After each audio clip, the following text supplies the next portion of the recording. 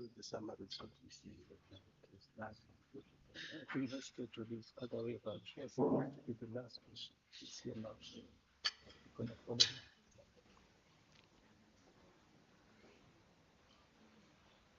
I'm pleased to advise that our Deputy Minister, Pinky Kekana, has arrived early.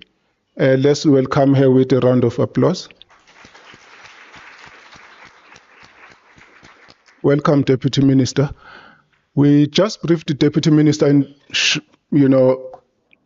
about the progress that we've made from Monday, the keynote speak of Dr. Suleiman, and the way forward that we were talking about yesterday in terms of extending the message to the rest of the continent. So DM is on board. We are going to brief her in detail in terms of the way forward with regard to what comes out of this seminar. I've also briefed her about the capacity building with our colleagues from Continental Secretariat and the colleague from the Capacity Building Foundation, which are the two UN AU agencies, to say we would like to take this further. So we are going to have a further discussion with the Deputy Minister in that regard. So, Deputy Minister, the practice here is that once you address us, then you become part of the seminar. So you're part of us, and we're going to be making the platform available for you in terms of advancing the Agenda 2063 agenda. Without further ado, let's welcome the Deputy Minister and invite her to take the podium. Thank you very much.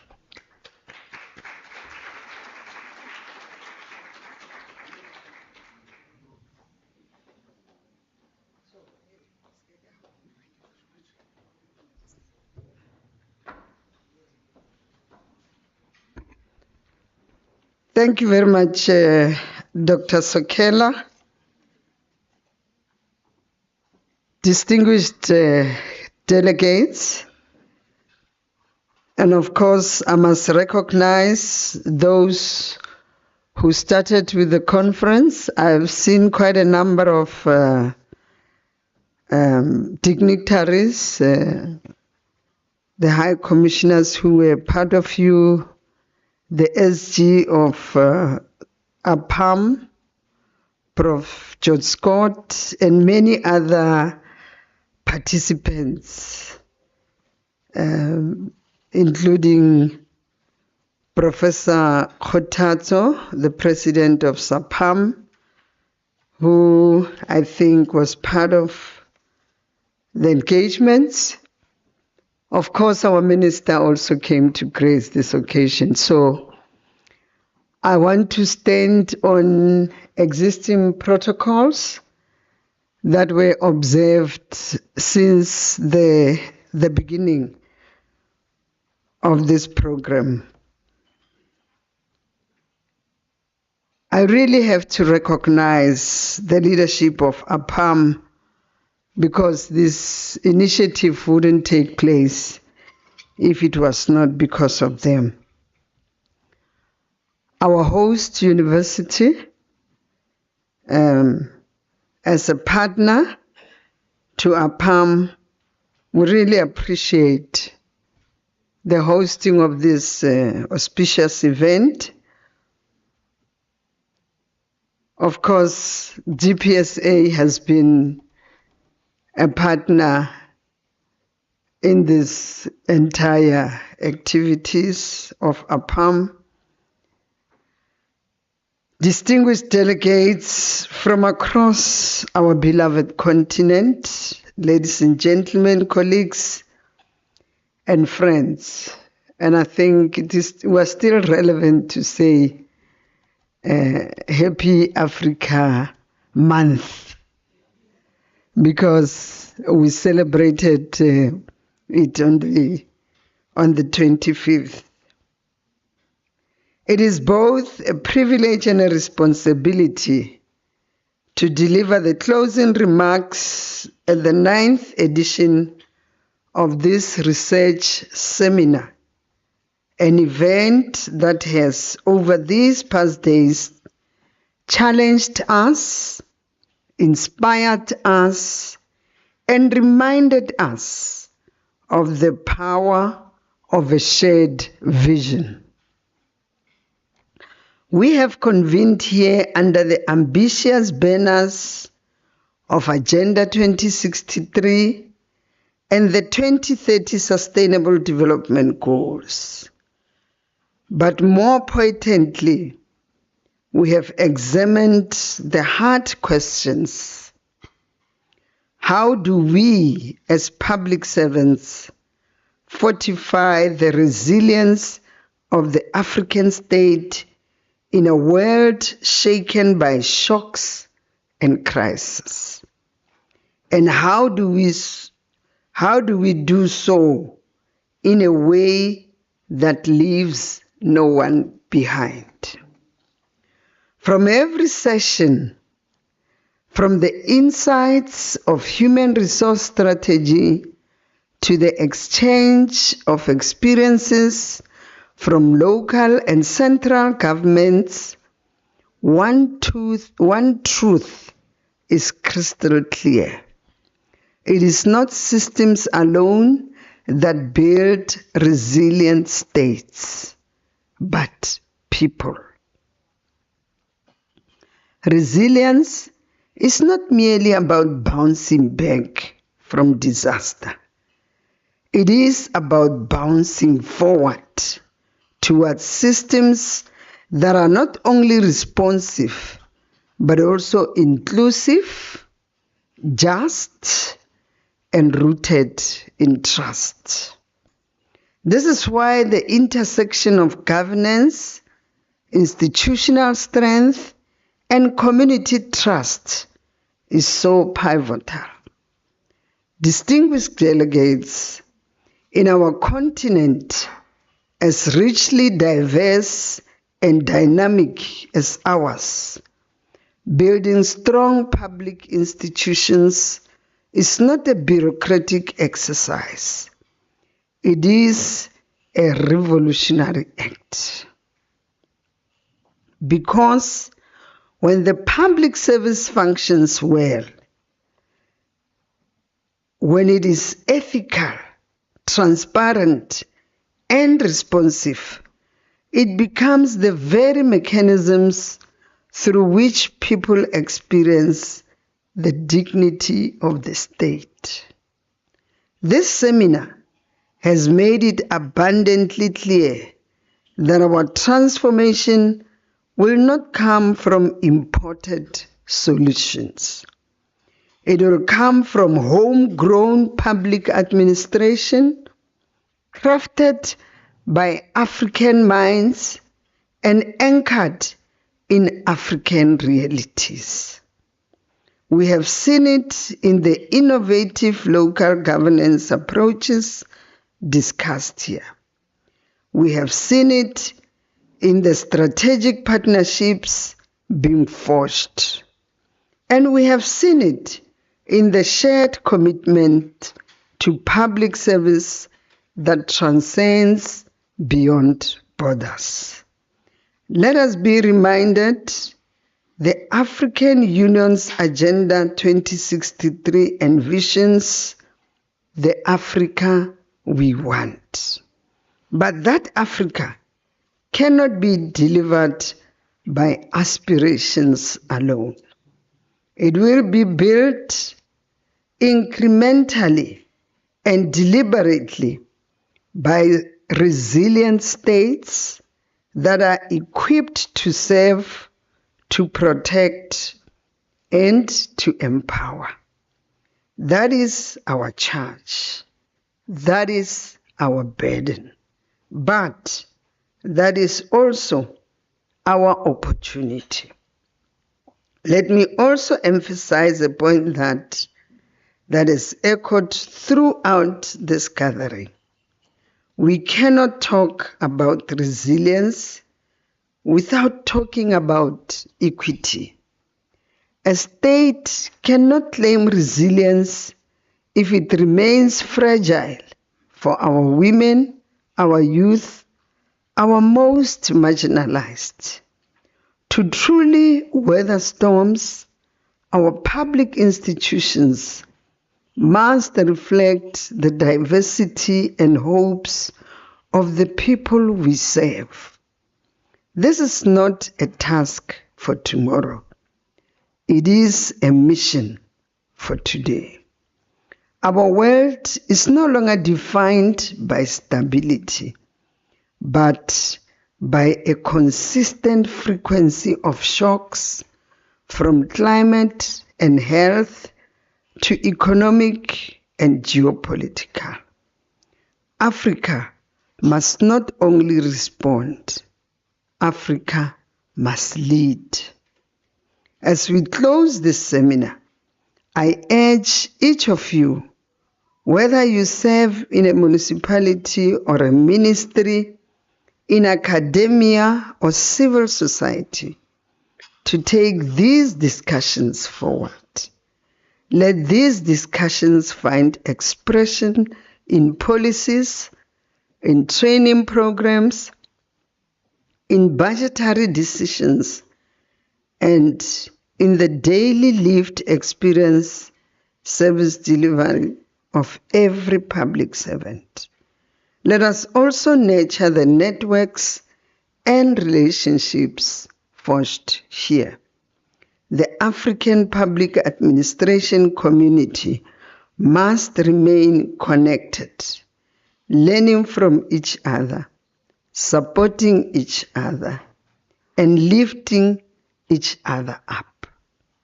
I would like to extend our appreciation to APAM for once again creating a space for critical reflection and collaborative action. My deep gratitude to UNISA for your academic leadership and your enduring commitment to advancing African knowledge. And to my colleagues in the Department of Public Service and Administration, thank you for your tireless work in making this seminar not just possible, but powerful. Colleagues, if this seminar has taught us anything, it is this: the public service is not just a job. It is a calling. And Africa needs public servants who are bold enough to reimagine governance, not as a relic of the past, but as an engine for the future. Let us return to our respective offices, renewed in spirit, clearer in purpose, and unwavering in our commitment to build states that can withstand the shocks of today and rise to the promise of tomorrow. And as I leave this podium, one of the challenges I gave to Dr. Sokela said, one of the tests that we must also, or that must emerge from this engagement, is for this collective to have something like this in South Sudan, to go and help rebuild one of our countries, test, give support to those public servants who can rebuild or build back better their own country. Share good experiences, see how best we can join hands. And then we shall be able to say, APAM, you are rising to the occasion. Thank you very much.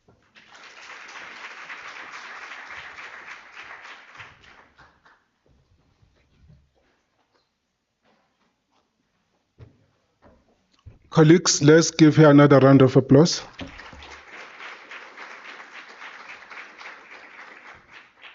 As per the protocol, Deputy Minister, I would like to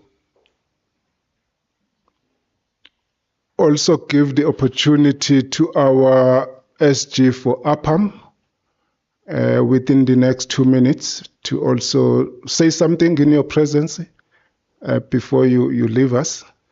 But in terms of the challenge, Deputy Minister, take it as done, and we're going to take responsibility. All of us who are here, we are going to follow up. And within the next 2 weeks, we're going to propose a date where we think that is feasible to be done with all the necessary capacity in terms of the individuals to deliver the message. Thank you very much for that.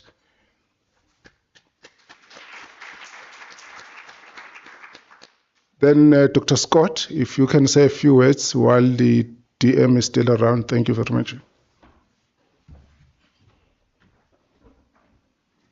Thank you very much, Dr. Sokela. Of course, not much, but just to show my excitement and astonishment for the great remarks or address that have been given to us by our Deputy Minister this morning. The issues that she raised, the way she connected them, and the way she spoke about many other issues within a very short time. Actually, I must say that I'm personally very much excited. Let's give her another big applause. So, Honorable Deputy Minister, we have carefully listened to all that you said, and we are going to take them back as public servants to make sure that we work. You said that the public service is not a job, it is a calling. I believe we all heard that. So we are going back to work in the public service as a calling and not as a job. Take that from us, and that is the promise. Thank you very much.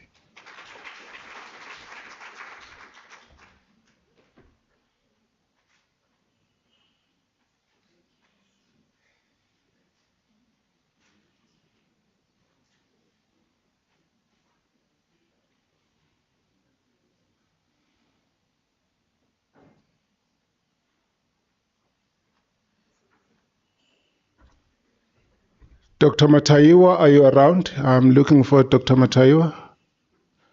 Dr. Mataiwa normally summarizes the proceedings as a rapporteur at the end of the program, but I thought just while the DM is here, Mataiwa, if you can just do a short summary of what you're going to be giving us at the end for her benefit, just so that she gets a feel in terms of how we manage.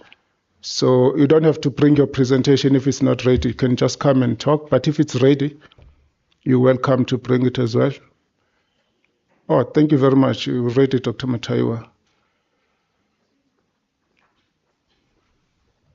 Over to you. Thank you, sir.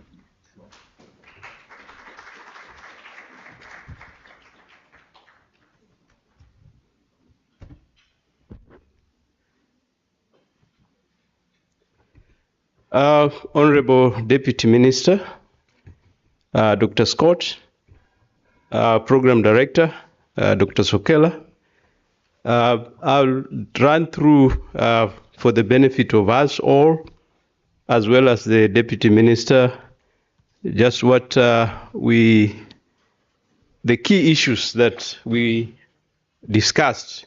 And this is just high level, so that to remind ourselves what were the issues.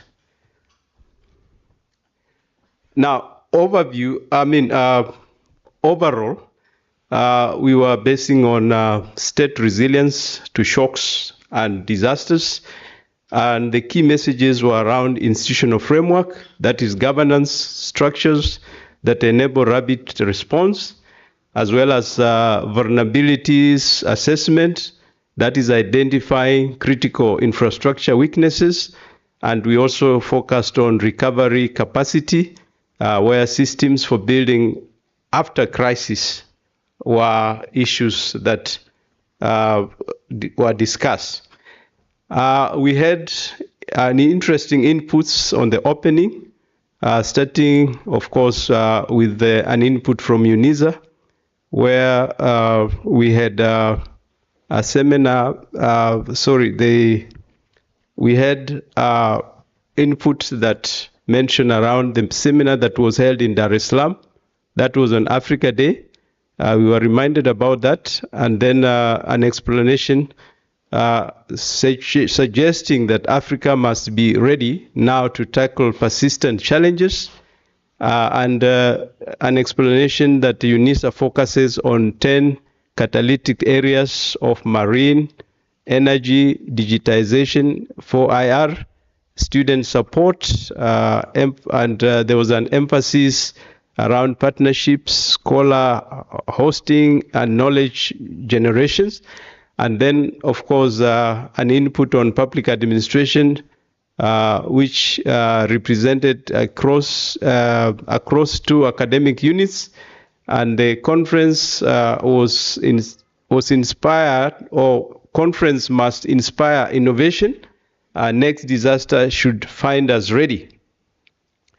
And we had opening remarks from the minister, who said the theme speaks to the heart of Africa resilience, urging ethical public service and strong institutions, and noting that COVID aftermath highlights urgency of action, and called on NGOs. Aftermath highlights urgency of action. And of course, NGOs are central to strengthening state capacity. He also mentioned that investment, 4IR infrastructure and leadership are vital. And he mentioned that we have celebrated 22 years of APRM, reaffirmed SDG commitments. And then there was a keynote address from the keynote speaker, Dr. Suleiman, who emphasized societal unity during disasters and advocated for mindset change in disaster management, and also urged prudent budgeting and anti-corruption measures, and provided some examples like 210 hospitals during COVID, Western Cape floods, interventions in Mozambique, Zimbabwe, Malawi, and Turkey, some of the work they did. And then he highlighted challenges in health infrastructure. And the other area was, this is opening remarks by Dr. Scott, who provided some highlights on APAM programs. He mentioned that this program has had 8 years of growth. This is the 9th, and reflected on growth of the seminar over 8 years. He reiterated APAM's commitment to SDGs and Agenda 2063. He highlighted that research is essential for innovation, accountability, and service delivery. And he also mentioned that he appreciated partnership with UNISA, Stellenbosch, and DPSA. And there was also, he called for the seminar integration into G20 platform. That was a suggestion. And then he invited all delegates to the 44th APAM Roundtable Conference that will be held in December, I think 1 to 5 December in Eswatini. There were messages of support as well. Ambassador of Brazil, I didn't pick up his name. He shared G20 modernization of the state initiative. He also spoke on data integrity, emphasized reliable data and combating misinformation. It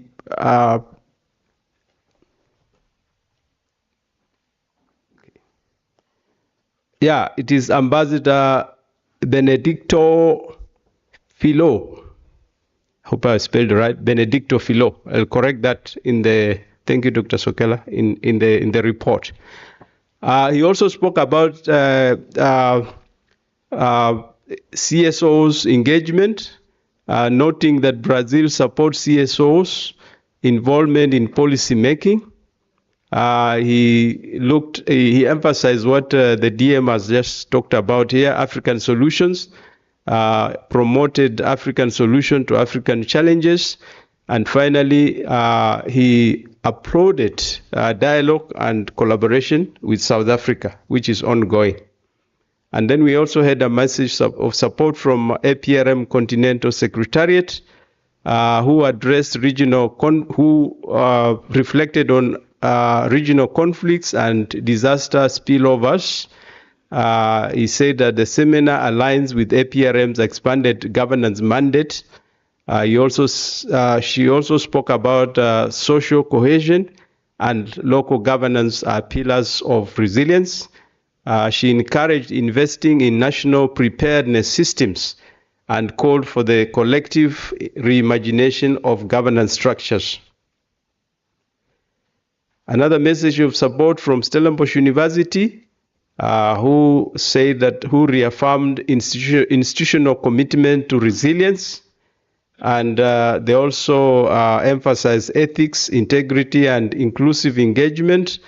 True resilience comes from collective stakeholder effort, as the Deputy Minister has just reflected, and acknowledging credited Thabo Mbeki Institute for hosting the seminar. And then in this, they said there's a linked discussion to achieving Agenda 2063 and the SDGs.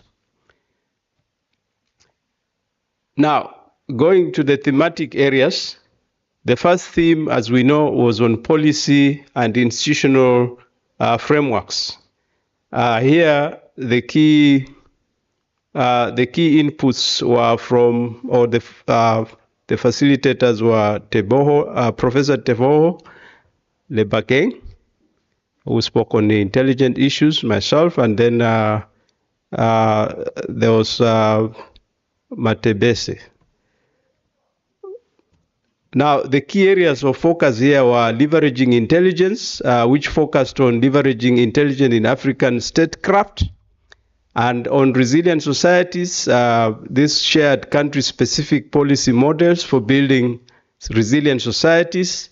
On the issues of adaptability, there was an emphasis on legislative oversight and institutional adaptability. And there was a question of harmonization and implementation. Here, discussions called for better policy harmonization and local implementation. On the theme of early warning signs and knowledge systems,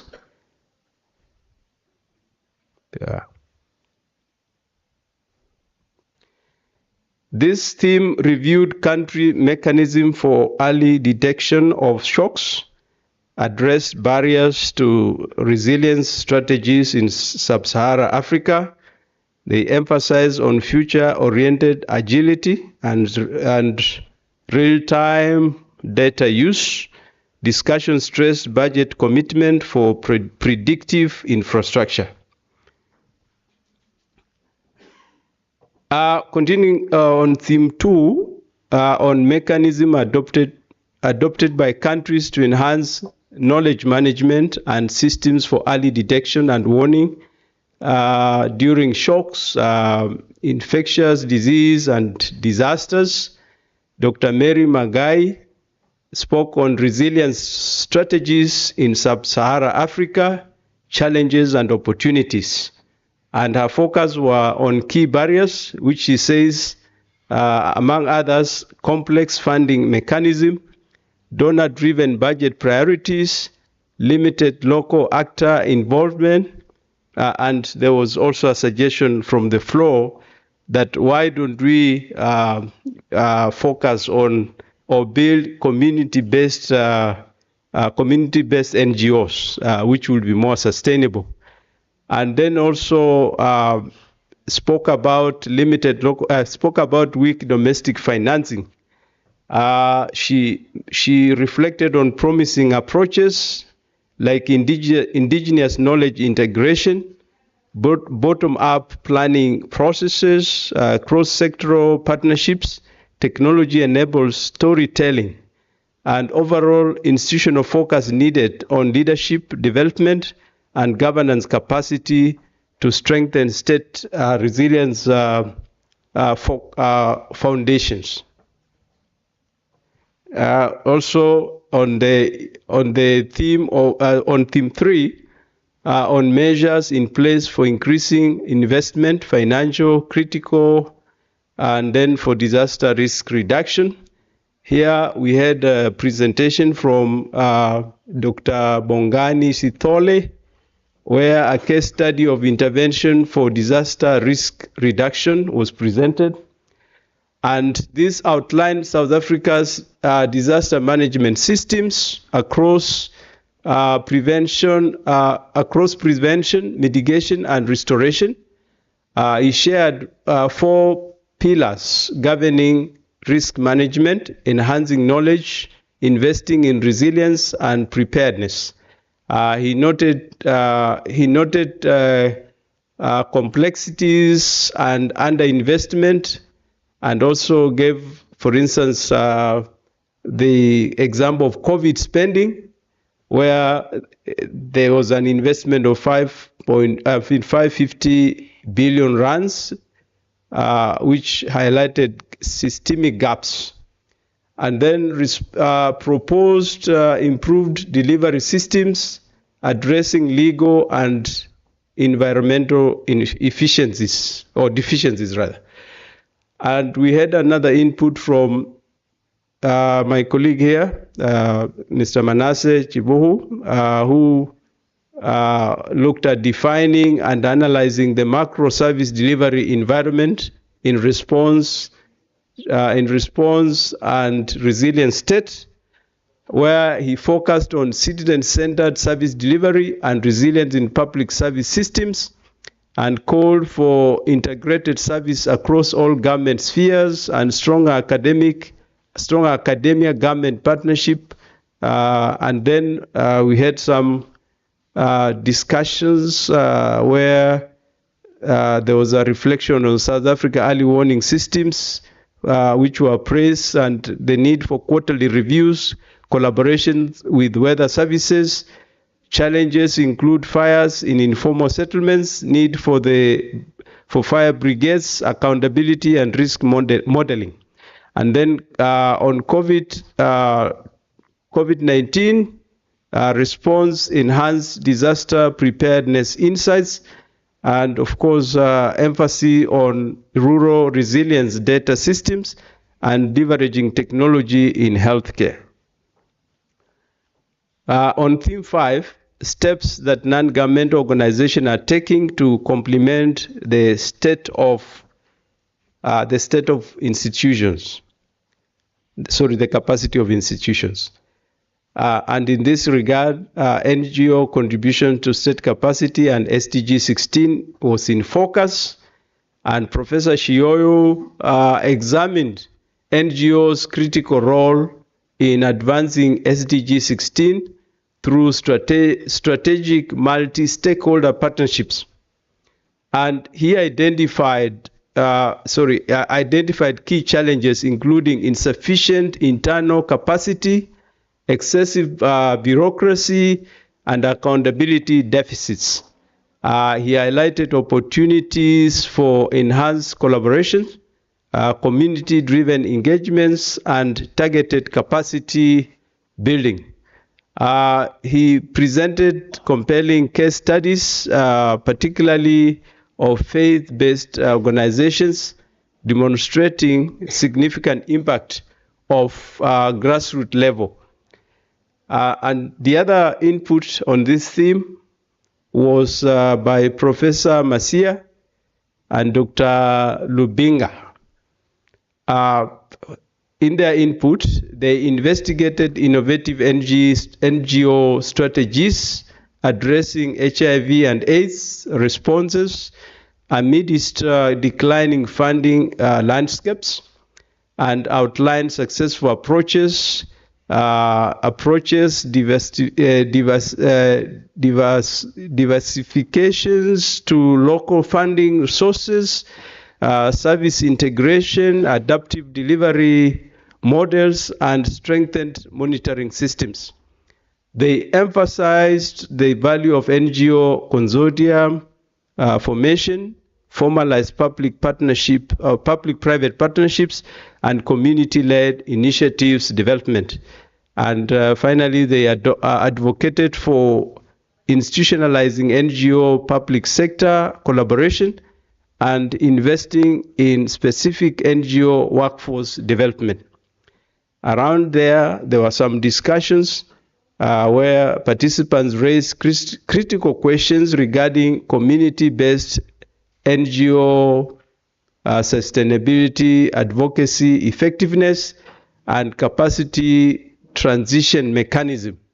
As well, there was participants provided analysis revealed performance variability.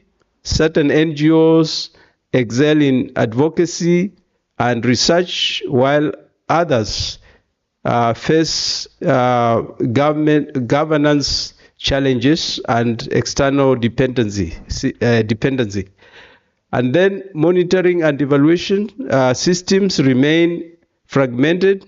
Participants called for comprehensive frameworks and clearly delegated oversight. Now, there was a special input on G20, South Africa's presidencies, and also strategic imperatives by Dr. Mphakhele, who gave an overview. First of all, Professor Dave gave an overview, explained what the G20 is, who participates, the participants, and its global governance role, outline key objectives, economic stability, development, and international cooperation. Also, he highlighted the dual tracks of the G20, finance and shaper policy and tracks. And then global and regional tensions. Here, South Africa G20 presidency unfolds amid global volatility and shifting alliances. This requires diplomatic agility and strategic clarity, and to navigate geopolitical complexities that will evolve as we move into handing over the G20, I think in November, later this year. There was also a focus on must Africa speak in one voice? Lack of unity undermines collective advocacy, and weaknesses. There are weaknesses in negotiating power, risks stalling AU integration and into G20, and challenges South Africa's leadership credibility. So the call for unity was important, and then there was also South Africa leadership test. Can it deliver? South Africa must be above. South Africa must rise above national interest and lead Africa inclusively. And also there was a suggestion around opportunities of mainstreaming SDG 16, embedding that into peace building in economic and climate tasks. And then there was need for gender responsive G20, which the speaker said it is there, but it's rather quiet.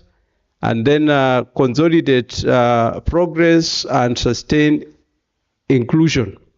And South Africa must anticipate risks and develop future scenarios to safeguard the G20 presidency legacy.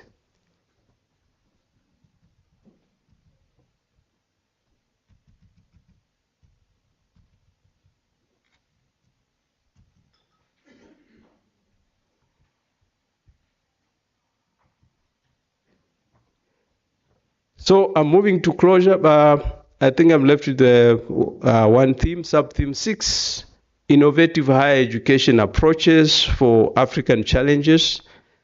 To this, Dr. Tumba was speaking on determinants of disaster management literacy among public services in South Africa. He investigated key determinants of disaster management literacy among South African public servants. He emphasized the civic and technical responsibility in disaster response, highlighted agency collaboration and education as key factors, and of course he had some findings which he shared, that literacy is multifaceted and influenced by organizational culture. Educated public servants show higher levels of disaster literacy. And discussions highlighted, we had also an input from Dr. Mbahele, who talked about climate resilient water investment in SADC. And here she focused on SADC regional climate resilient water investment program, where the goal is to mobilize $30 billion by 2030 for resilient infrastructure. The focus area here is governance, infrastructure, financing, capacity building, and the challenges she highlighted were, among others, weak data systems and poor early warning mechanism. Her recommendation was strengthen data collection, align strategies with local needs to boost regional cooperation. Some discussions were taken here. There were questions around feasibility of mobilizing 30 billion within that period of 2030, which is not far from here, about 5 years. And then there was need for climate aware planning and integration with the industrial policies. And there was the importance of leveraging local solutions and public servant literacy. So finally, yesterday we had an input from a student from University of Pretoria who spoke around the issue of building cyber resilience. And the key issues identified here were the vulnerable digital infrastructure across national and international levels, and lack of a skilled cyber security workforce to match evolving threats, and inadequate research on context-specific cyber threats. And she also spoke about the need to secure and inclusive digital ecosystems.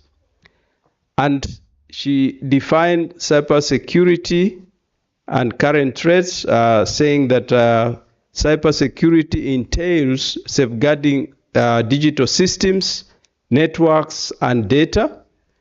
Major cyber attacks reported across Africa between late 2024 and early 2025, exposing critical vulnerabilities within Africa.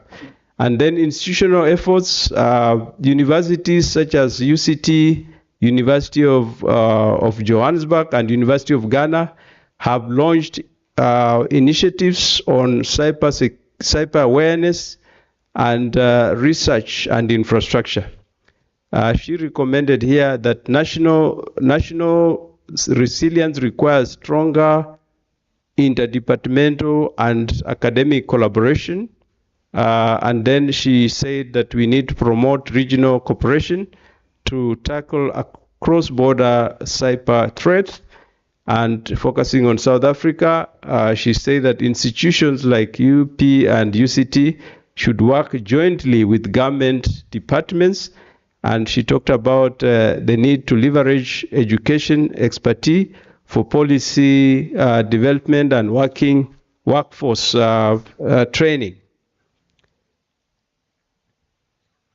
Chair, those are the summary. That is the summary for the last 2 days. For today, they are not yet taken in. Thank you, Chair.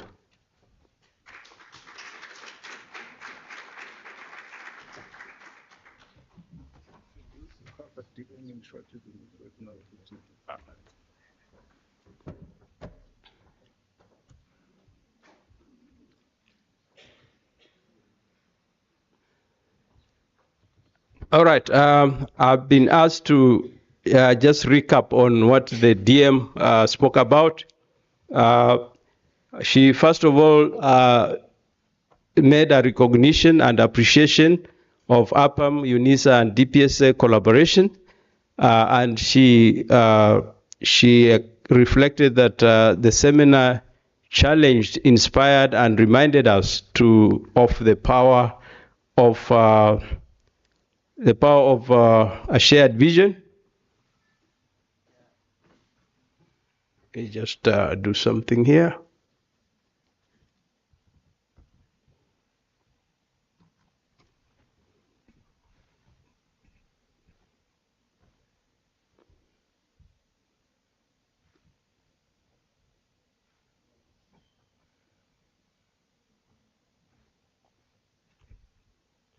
Okay, I thought it will reflect, maybe, let me do something here.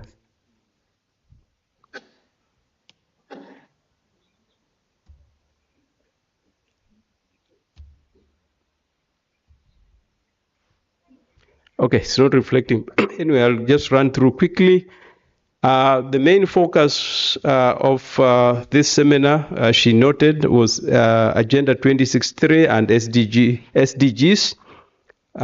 Which seminar examined how to fortify the resilience of Africa in a world mired in disasters.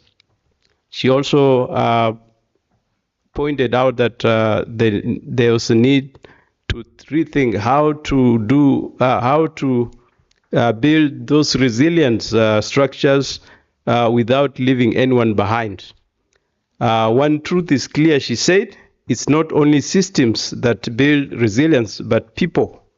And she noted that resilience is about not bouncing back, but bouncing forward. She said systems that are just and rooted in trust are what are needed for disaster resilience. She also reflected that institutional strength and community trust is critical for resilience. And she called for dynamic country like, she noted that dynamic country like ours, building institution is not about bureaucracy, but a revolutionary obligation. She said that institutions should be ethical and professional, noting that this seminar made it clear that homegrown ideas anchored in our realities are our saving grace. She said we have seen this in that we have seen shared commitments that transcend borders that deliver results.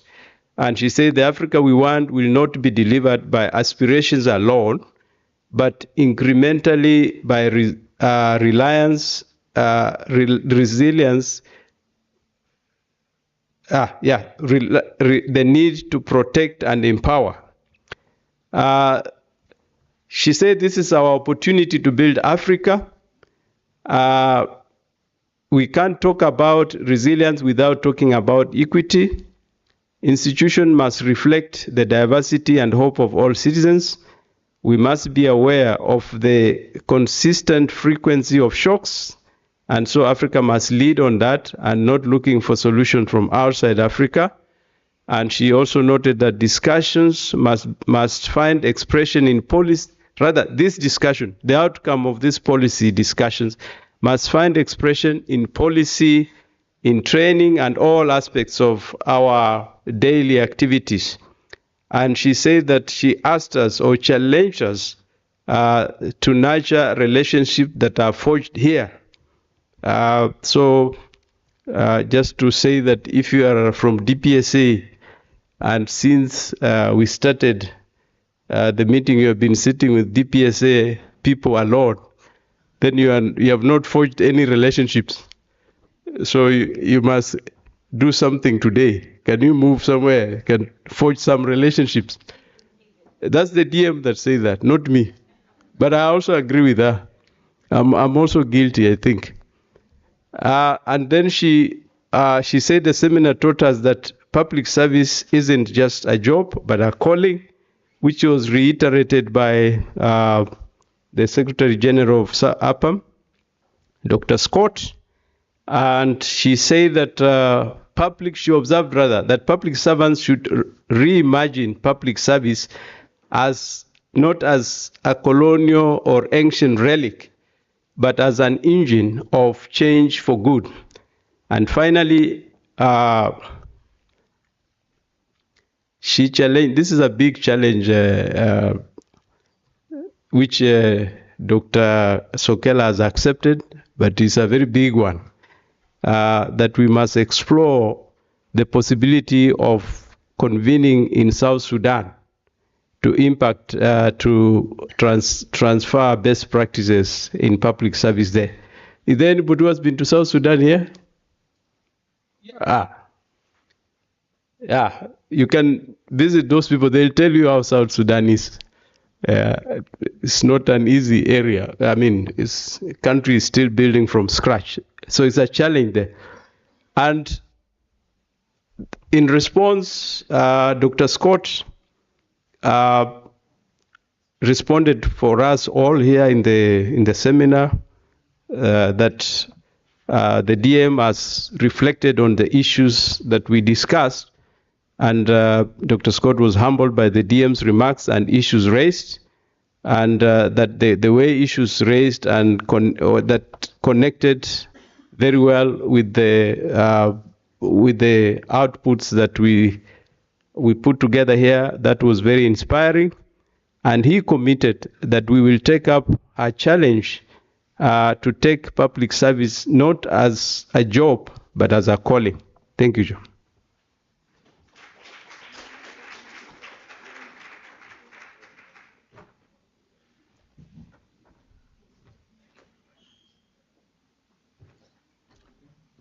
Colleagues, let's give him another round of applause. We are now awaiting the principal from the National School of Government. But while we are waiting, I have an idea, Ohense, that I see that you have a lot of energy. So I would like to take advantage of the energy that you have. You're going to Brazil in 2 weeks' time? Is that the case? Can you come and share with us the work that we do on the anti-corruption working group, just generally, in terms of where we are and the protocols, why you're going there, and what is the relationship with what we are doing? So you didn't have to prepare. So if I needed you to prepare, I would have told you in advance. But if I call you now, I don't want you to prepare because I know you are ready. Thank you very much. You can join me. So Ohense is one of our colleagues at DPS. He's got lots of energy. Is all over the show. He's a former trade unionist. So, but other than that, we're talking G20 now. Thank you. 10 minutes.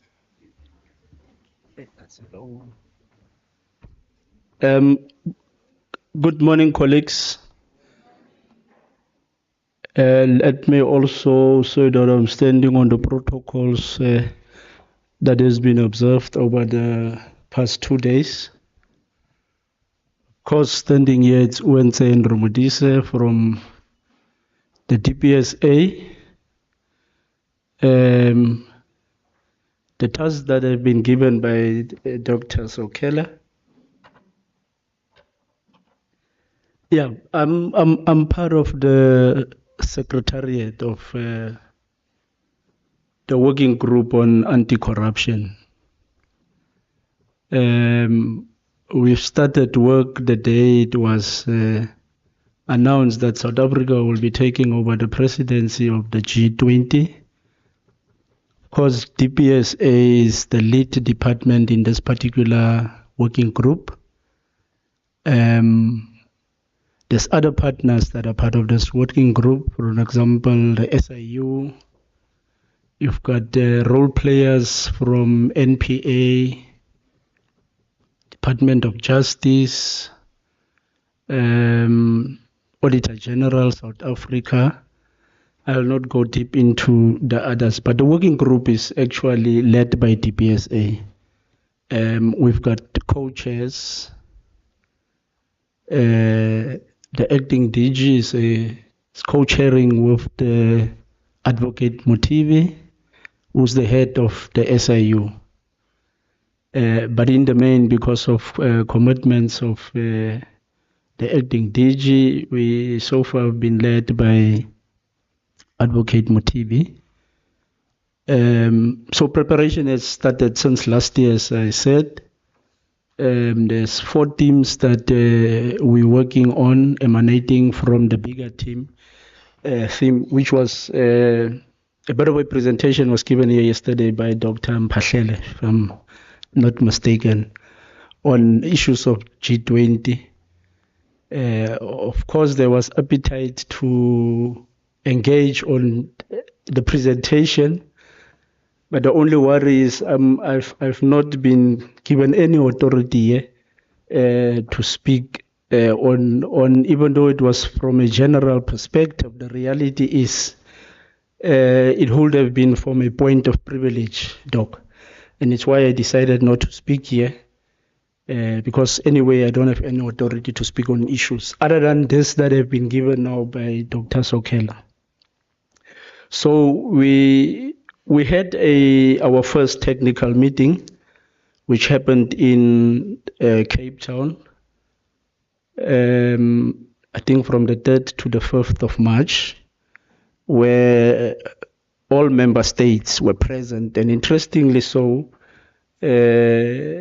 USA was in that meeting, even though there were but issues that they might not attend, that they were part of that meeting, and it was a very difficult meeting as it started because of the geopolitical issues that's very much known for within our space, especially engagements between. No, let me not go into those other issues. They sound to be very otherwise, your Russia engagements and the rest of Europe and what. But the first meeting happened extremely successful, and very robust engagements took place there. All countries, as I say, participated in those meetings. And the meeting itself, we had the blessing of having the minister opening that particular meeting.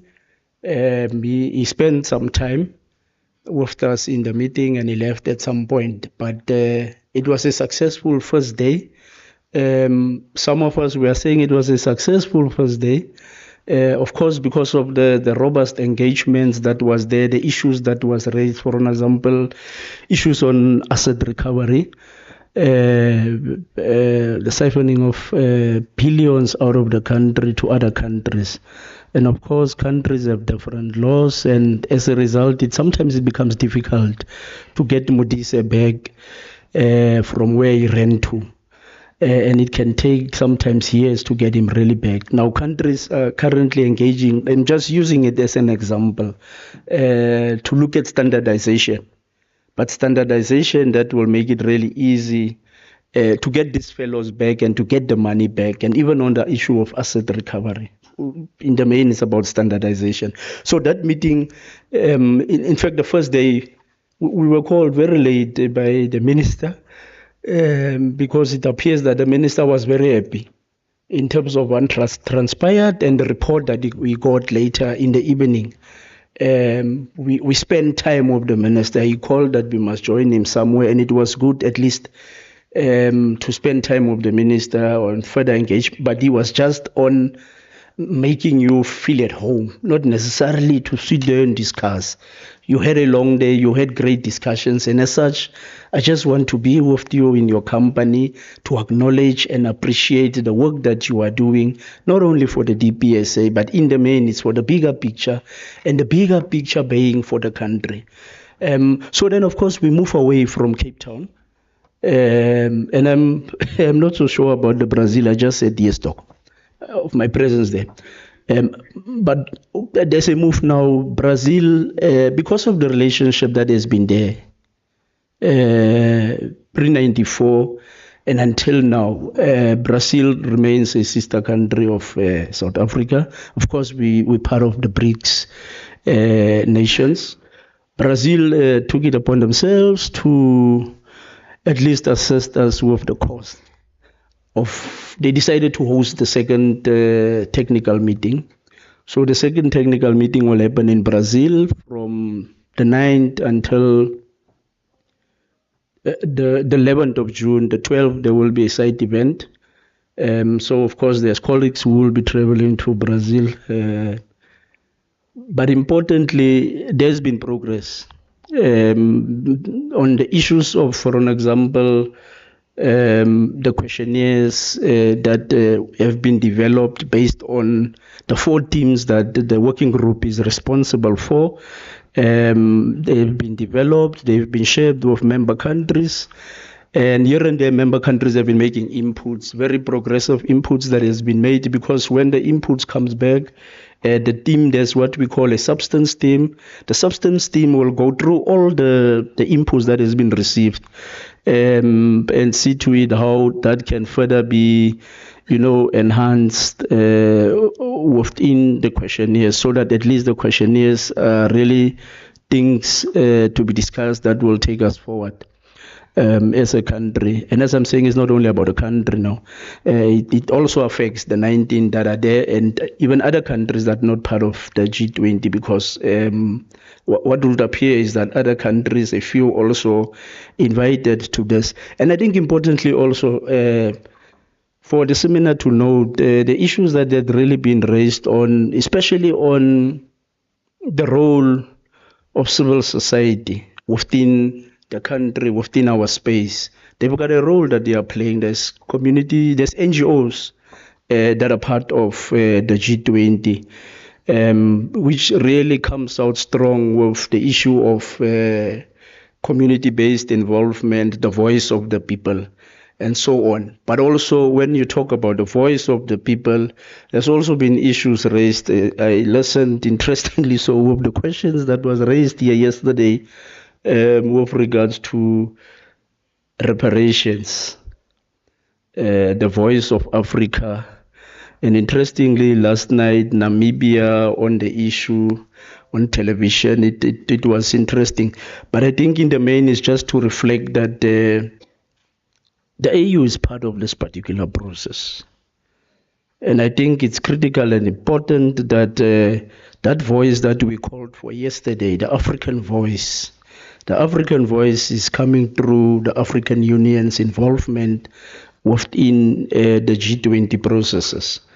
But also further, just to indicate, we've got Nigeria was in Cape Town, very robust in terms of inputs that they have made there.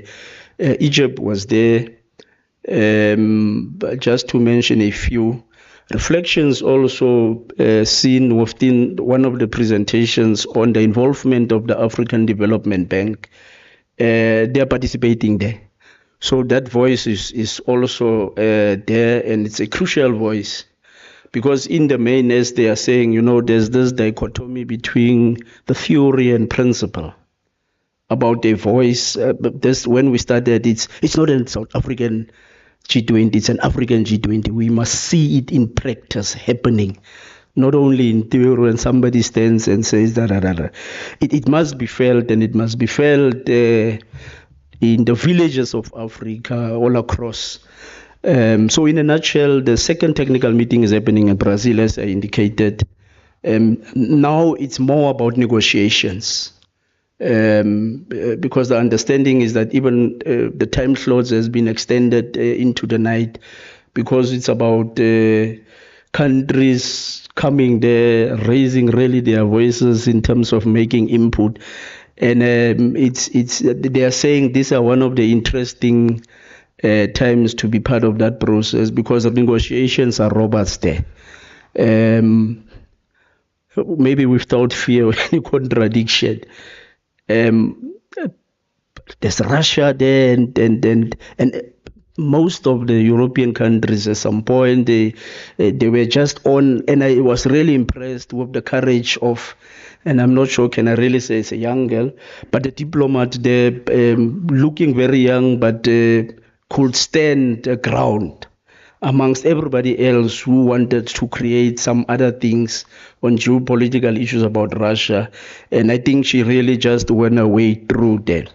So yes, it will be negotiations, and then we'll move from there. I think sometime in October, we'll be having the third meeting somewhere in Mpumalanga, but more, I think it will be more about the ministerial declaration.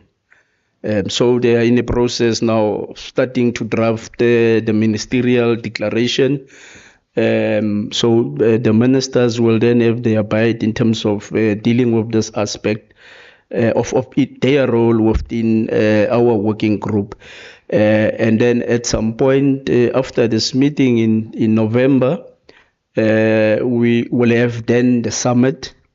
We are all looking forward to the summit. We are all also really looking forward that all G20 countries to be there in Joburg to participate fully.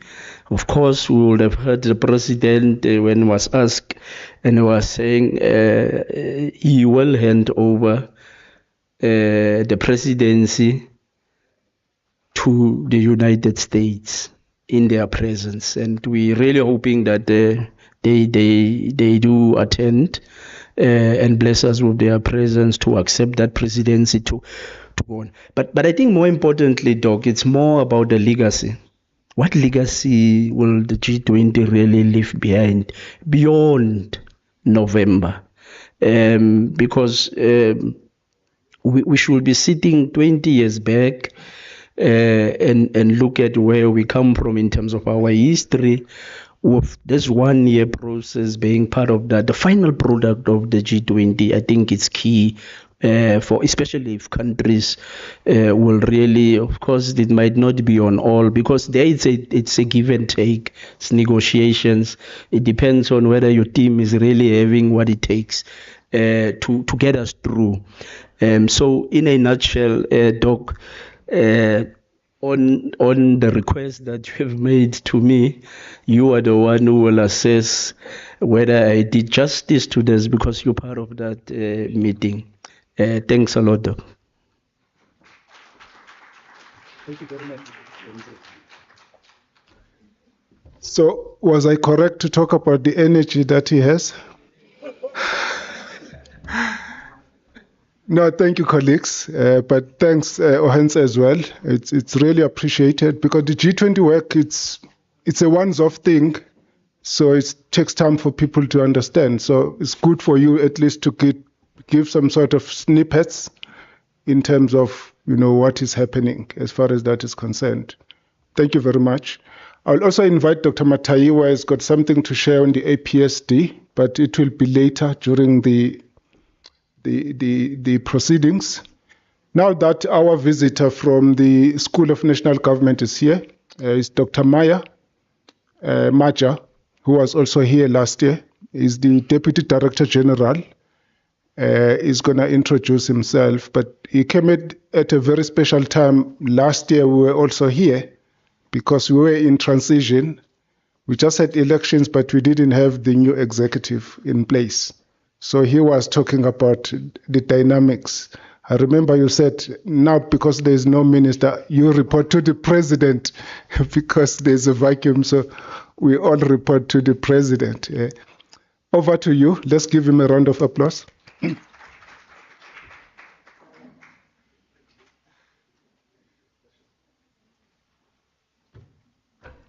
So unfortunately, I've since been demoted. I'm not a deputy president anymore. Thank you very much. Colleagues, good morning. I wish I had joined you earlier, but it wasn't possible due to other commitments. Well, today, as we are here, the world is very interesting, isn't it? Isn't it that the world is changing right in front of our eyes? I was saying to somebody yesterday, I think, that, there are people who lived through Hitler and Mussolini and Churchill, and they tell us that those times were very interesting. We never thought in our lifetime we would live through such an interesting period, where that thing that we used to joke about over the last few years that we called VUCA, we used to say we live in a VUCA world. Volatility and all those things is real. The world is in the process of redefining itself. Many people are saying, those who are trying to explain this new world to us, they are saying it is becoming more and more transactional. Now, here's the trick.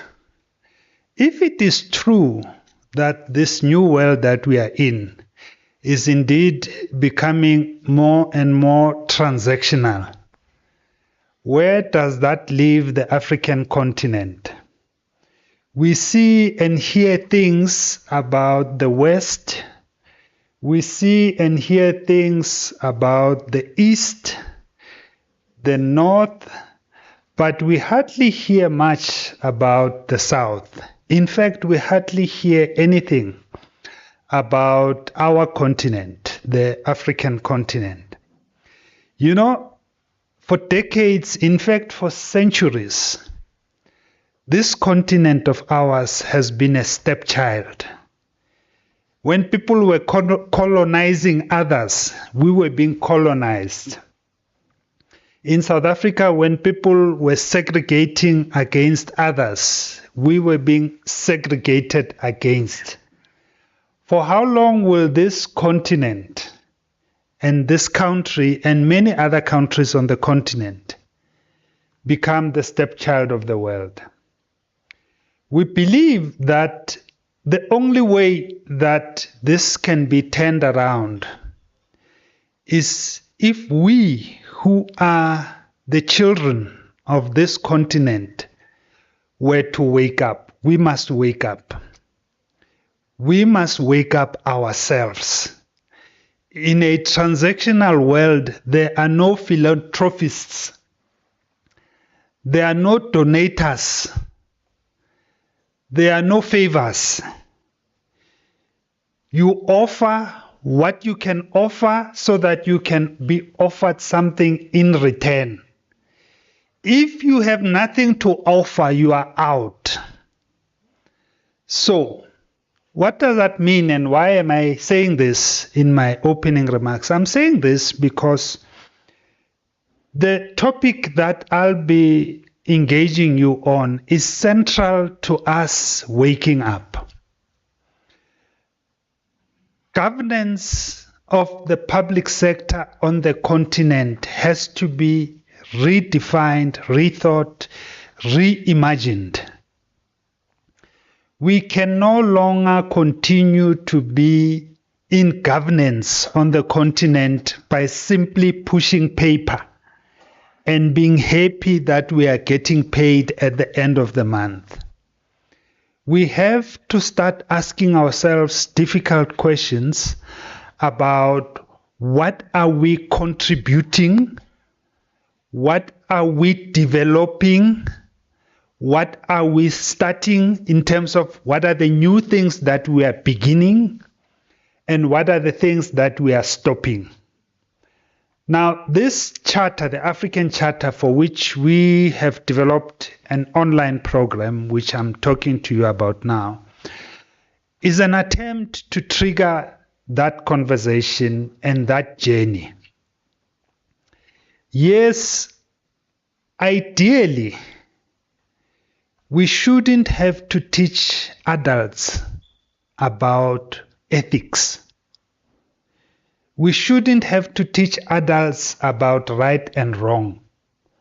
But the reason why this continent has been a stepchild forever is because many adults continue to behave like children. So we have accepted that these children, whom we call adults, must be treated exactly as they are, children, and be taught the difference between right and wrong. If you look at the African Charter, you will see that there are a number of key principles that it attempts to deal with, which we have built into this program that we are sharing with you at the moment. It's a 3-day program. It's an online program that we have developed working very closely with Amdin, working very closely under the funding of the European Union. And our aim here is hopefully to reclaim a culture of dignity in the public service, to foster a people-centered public service, to align the public service ethos to the developmental agenda of the continent, to make sure that we support social transformation across the public service, to make sure that we deal with issues of good governance and embed all of them in our daily work. Why this focus on governance? The focus on governance is simply because we believe there can never be any economic growth, there can never be any development, there can never be any eradication of poverty on this continent of ours unless and until we get our public sector governance right. The center of everything that has to be triggered on this continent relies on all of us. Yes, government does not create jobs, but we are central to making sure that the conditions and the circumstances that trigger jobs are created. In this transactional world that I opened up with, nobody is going to come and do business on this continent unless if conditions are favorable to them doing business. Every business person wants to make money. They are not going to come here to build roads for us. If there are no roads, they will go where there are roads and invest their money there. Infrastructure is part of roads, is part of telecommunications. Whose role and responsibility is that? It is our role and responsibility, and therefore we have to deal with these issues of governance and get them right. So we hope that through this online program, we will be able to encourage issues of equity and fairness. We'll be able to encourage issues of accountability and transparency, participation and responsiveness, but also professionalism and ethical conduct. So there are a number of processes. You will go onto the online portal. You'll be able to enroll yourselves. You'll be able to go through the program. There is a lot of reading material that we believe will build your own capacity in that process. And once you complete the program successfully, you are able to also get a successful completion certificate. So we hope that through this intervention that we've worked on with Amdin, we'll be able to build capacity for an ethical public sector. We hope to be able to enhance citizen rights and duties, but also we hope to foster a continental culture of professionalism and integrity. It is only when we've been able to achieve that development can then happen on the continent. There are a number of outcomes that are there in the program. Once you enroll online, you'll be able to see them, and you'll be able to see how to access the course. You visit our website, the National School of Government, that is www.thensg.gov.za, and then you select the program and you go through it. We hope that this is just one of the first key interventions of building capacity on the continent in public sector, and that we will, working closely with AMDIN and hopefully through some of our partners internationally, increase the momentum and the suite of programs that are aimed at governance on the continent, with the hope that once we get our governance right, this continent will stop being the stepchild that it has been. Thank you very much.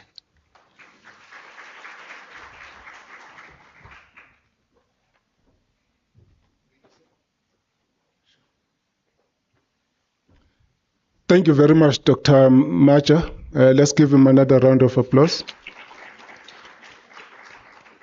You can see the way he talks that is from the National School of Government.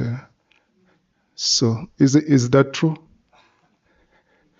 But Dr. Macha, thanks for your support. I remember last year, that's why I could remember the state of last year when we were meeting here. So I'm glad that you managed to come back again. And we're looking forward to the NSG being part of this platform. It has got its own agenda. DM was here, so there's a way forward that I will share with you, which the National School of Government will be welcome to join. There's a proposal on the South Sudan mission, taking this platform to South Sudan, which is the proposal that the Deputy Minister made. Welcome, DG. So we are so blessed this year. Everybody from DPSA hierarchy is here. So DG, you've just completed, the cycle, because the DM has just left, and Minister was here on Tuesday to open. So you must welcome. Allow me, colleagues, to deal with logistics, because when we depart here, APAM would like to have a collection of all the presentations. So I'm assigning Mr. Manasseh to coordinate with the DM in terms of the notes that he read, as well as the minister, so that we can get that. And all the presenters who presented, if they can just send me their presentations so that I can share them with APAM. And Saki, is Saki here, the photographer? Supposed to organize a link for all the photos that were taken here. Are you ready, Saki? That is Saki. Is going to share the link of all the photos that were taken, Clifford, and I will forward them to you. And I will organize with the guy from Cocta, Mr. Jechens, to also forward his presentations, and those that have already left to also, share their presentations. APAM would like to have some sort of a book that summarizes, the proceedings of this seminar. So it's very important that we get that detail going forward.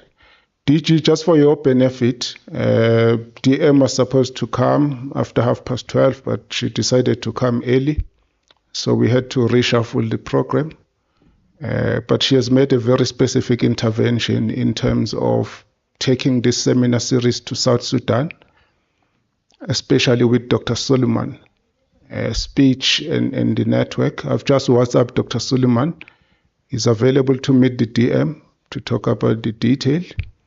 I'm going to link up with the office of the DM just to get 3 alternative dates so that they can talk, and then the bureaucracy can then execute in terms of, the way forward. DM will facilitate with our mission in South Sudan. So I think that's the highlight in terms of the resolution that is coming up here. Mr. Mabunda, I would like to recognize you as well. I've just commented that this seminar is blessed this year. Everybody senior in DPSA, made it a point that they join us. We do appreciate your presence. And without further ado, colleagues, before we go to the next item, I would like to invite Dr. Mataiwa. He's got a few things to share with us. You are welcome, Dr. Mataiwa, to come back. Thank you very much.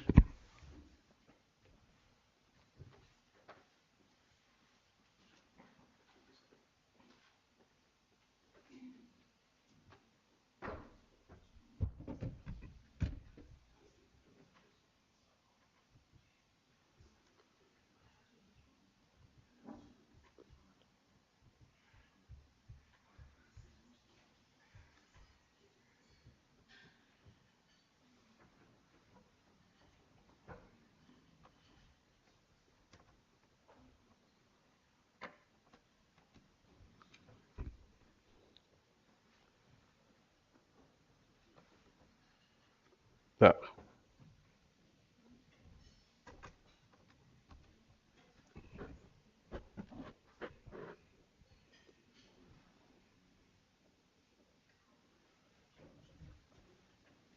All right, while they are fixing the technology, may I just find out who are public servants here?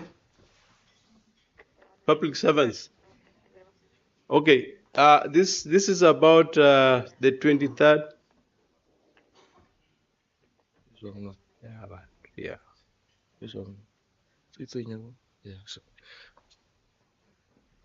Yeah, this is about public. DG and DDG merger.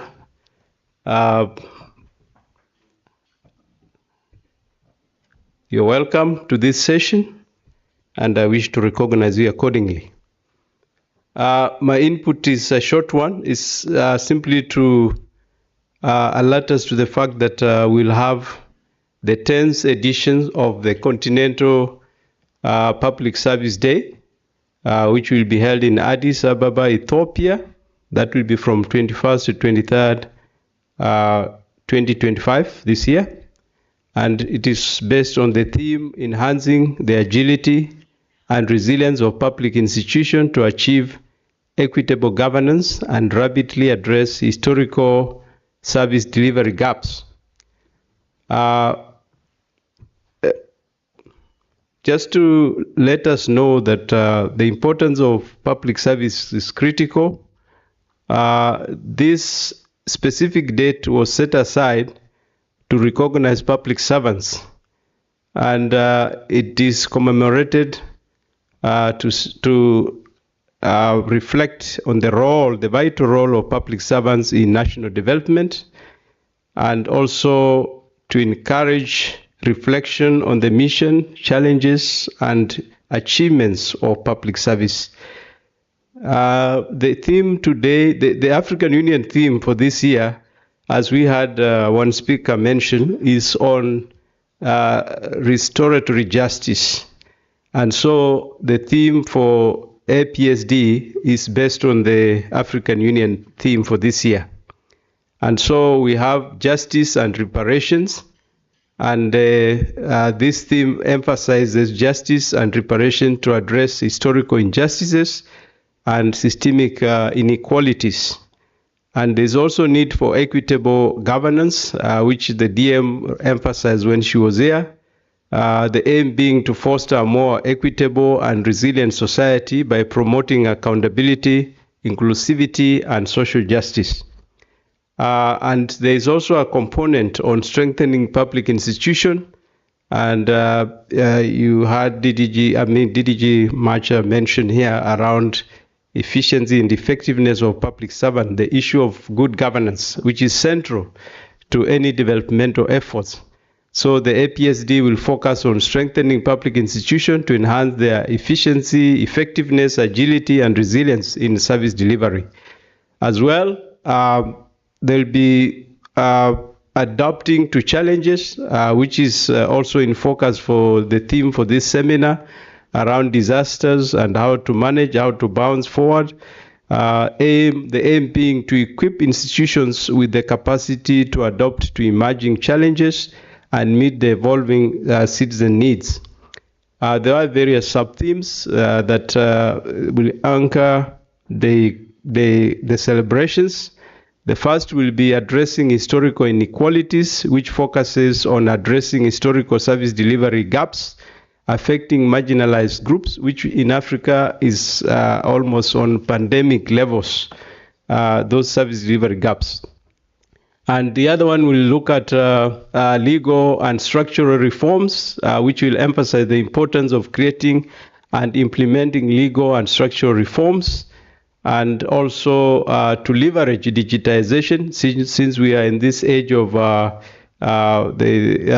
industrial, the age of 4IR, which will highlight digital tools, how this can enhance access to information, improve transparency, and strengthen accountability. And finally, there will be an input on civil society advocacy, and we had a lot of NGO focus here in this seminar. This will emphasize the critical role of civil society in advocating for and supporting reforms that drive inclusive governance. At the end of that celebration, and which will be also be observed throughout Africa at national level, it is expected that we have strengthened institutions. That is the aim, being to strengthen an inclusive institutional framework that effectively support justice and reparation processes, enhanced accountability, which is all about transparency and ethical leadership in delivering justice, and of course empowering communities. And this looks at stronger multilateral sectoral collaborations to drive sustainable and comprehensive justice efforts that prioritize the empowerment of disadvantaged and historically marginalized groups. And the celebrations would include awarding in various categories. Public service organization will compete in various categories, such as Best Managed Organization Award, the Best Innovation in Service Delivery Award, and the Most Accountable and Transparent Organization Award. And there will be synchronized initiatives, that is, member states will observe APSD under the same theme and deliver a common message. The format ordinarily for these celebrations is a week-long exhibition where public service organization will exhibit their products and services and receive feedback from citizens. There'll be national conventions. National convention will bring together public sector reform entities, public service organizations, academia, the private sector, media, and other non-state actors. And I spoke about the reward component on that. That's all about public service celebrations, and I think various institutions are involved. I think UNISA does attend. I think they will attend this time again. NSG has always been there, is one of the key partners through AMDIN.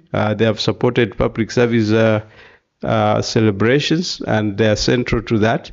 So all are invited. Thank you very much, Dr. Sukela.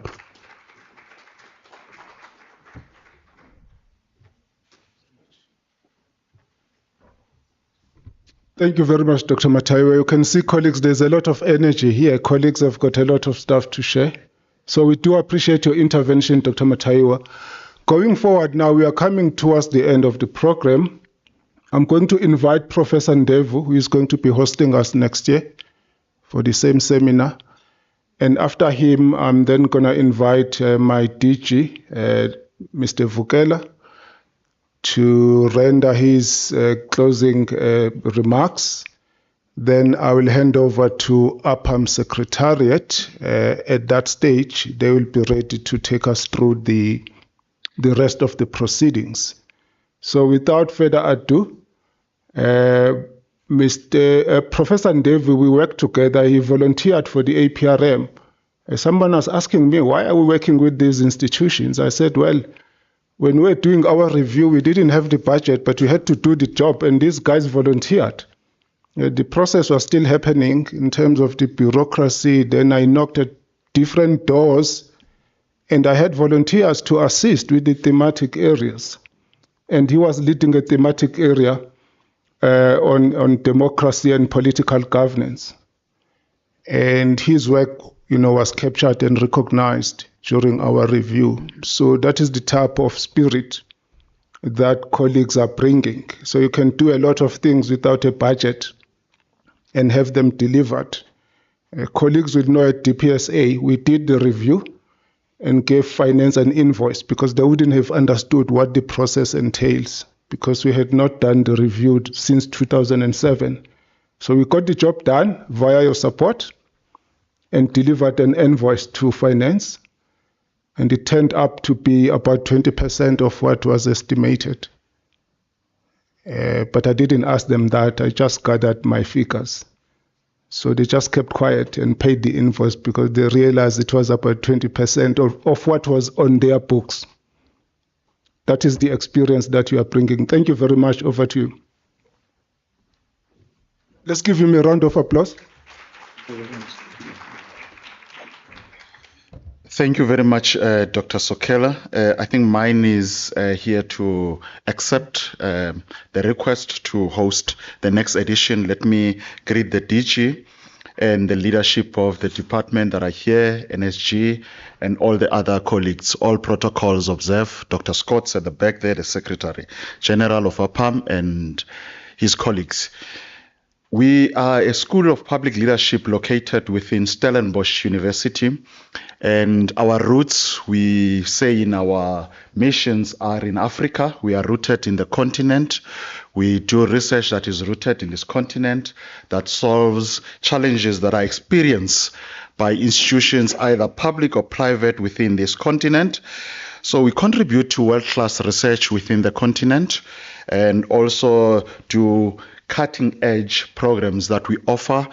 Some of them we partner with partners that are here, such as NSG and other institutions that are also here. So we are looking forward to hosting all of you in Cape Town on the 26th to the 28th of May 2026. We are hoping, Dr. Sokela, that we can send an invoice that is more than 20% this time around. As you have confessed that we don't want to give you a service that you would feel that is substandard because we cost less. So I think we think that we are a school that is at the center of where Africa should go, where Africa should think. I've had thought-provoking engagement as I was coming in this morning around where we have positioned ourselves as a continent, as different public institutions, and therefore we would need to formally or informally start focusing on the Southern Hemisphere. Our teaching would have to look at inward and look at what Africa can do for Africa. And we promise that those engagements would be aligned with that. Thank you very much, Dr. Sokela and colleagues.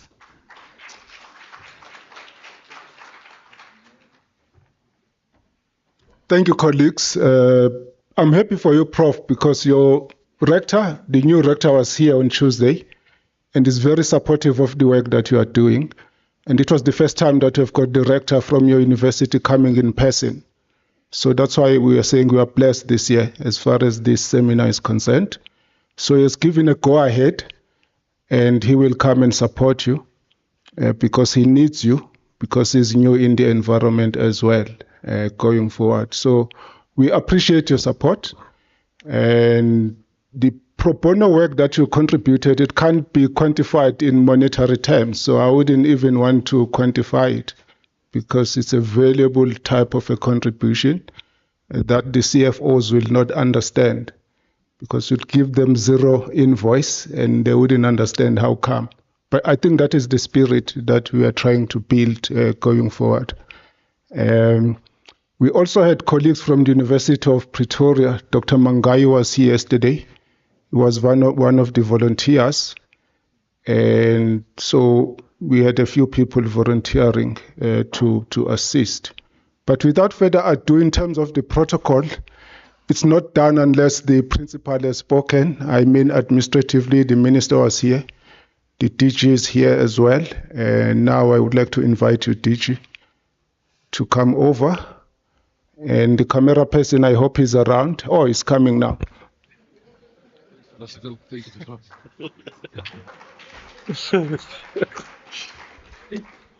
Thank you very much, Dr. Sokhela. It's still good morning, good afternoon. Good morning, colleagues. Thank you very much, Dr. Sokhela, for inviting me to say two things. I thought I'm just coming to sit. We were in another function, myself and Inigo. We have to run here. I have to present a proper paper, another function this morning. So I have to ask to be excused. I was with Dr. Maja. He presented first before me, and then he can run here. So I'm also. Thank you very much, colleagues. I think Sokhela is quite correct. This is one of the very important instruments under the AU auspices that we can use as Africans to resolve Africa's problems, as Dr. Ndeve just indicated. You know, Africa is rich with minerals, is rich with intellects, brains, and theory. This gathering here brought theory and practice together. And they have been engaged in the past 3 days from theoretical point of view, defining what public administration is all about. From practical point of view, the implementers who are public servants. We implement the theory that we receive. So it's quite critical, by the way. So there's no way that we cannot resolve our own challenges as Africans. The only thing that hinders Africa, we spend most of the time talking. That is the only thing. We talk the right note, we key the right note, make no mistake. All our solutions are there in theory, but we must move a little bit higher. It's where Dr. Maja is sitting with the NSG, the school, trying to redirect the thinking into practice now, all of us. So we really appreciate all of you here. And as you know that this year, South Africa, we have got the presidents of G20. And this gathering also is a build-up towards that, where we build momentums on all G20 activities, preparing to hand over in November to Honorable Donald Trump. When he comes to receive his presidency in November, he will come and take the presidency in November to the country. So what we are doing now is to make sure that we bring together non-state actors, state actors, public servants, academians into one thinking capacity. That's very important. And we build up towards our APSD, as Dr. Mata was indicating in Addis, again, to demonstrate the innovations that Africa has. There are a lot of innovations that we carry as Africans. What we need to do is to implement all of them to ensure that we build a better Africa for the better world. Thank you very much, Dr. Sokhela. I really appreciate all of you, and I feel privileged to come and stand before you this morning. Thank you very much.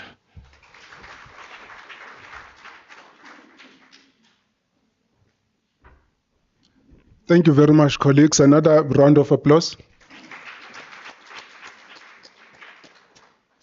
Colleagues, thank you very much for listening up to now. We have come to a stage now where I have to hand over, in terms of the protocol, to the head of the Secretariat, Professor Scott, who is going to take the rest of the proceedings forward. Prof. Scott, over to you.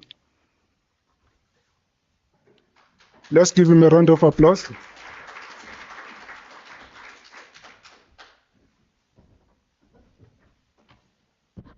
Thank you very much, Dr. Sokhela. Distinguished guests, ladies and gentlemen, speeches have been given already. So mine at this point is to, first of all, express profound gratitude to the various partners who have helped us to bring this program to such a successful stage. The Thabo Mbeki School of Public School and International Affairs, the University of Pretoria, the University of South Africa, and we have here the University of Stellenbosch, who participated fully in bringing this program to a very successful end. I also want to thank participants. It has been a very great, and this is one of the highest numbers that we have had for this program. And I believe members have been very, very, very, very focused in listening attentively and participating in this program. Thank you very much, participants.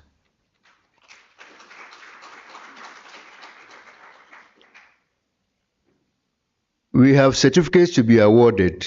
I believe it is just on the road coming.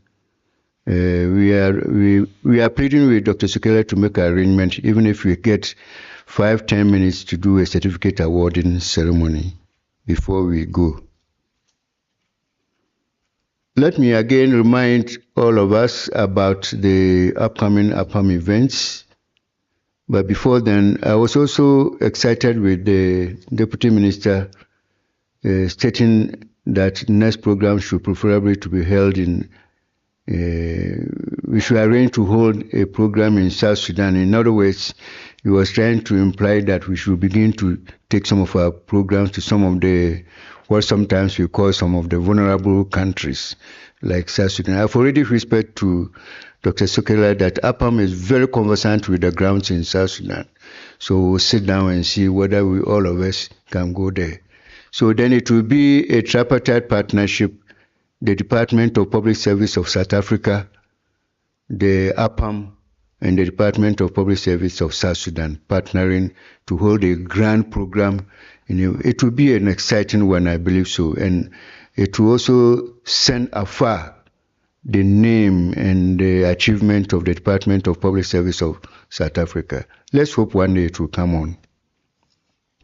So then the upcoming APAM programs, I've mentioned the Strong Nations for Africa program, which is held in Africa and also in Singapore, is coming on.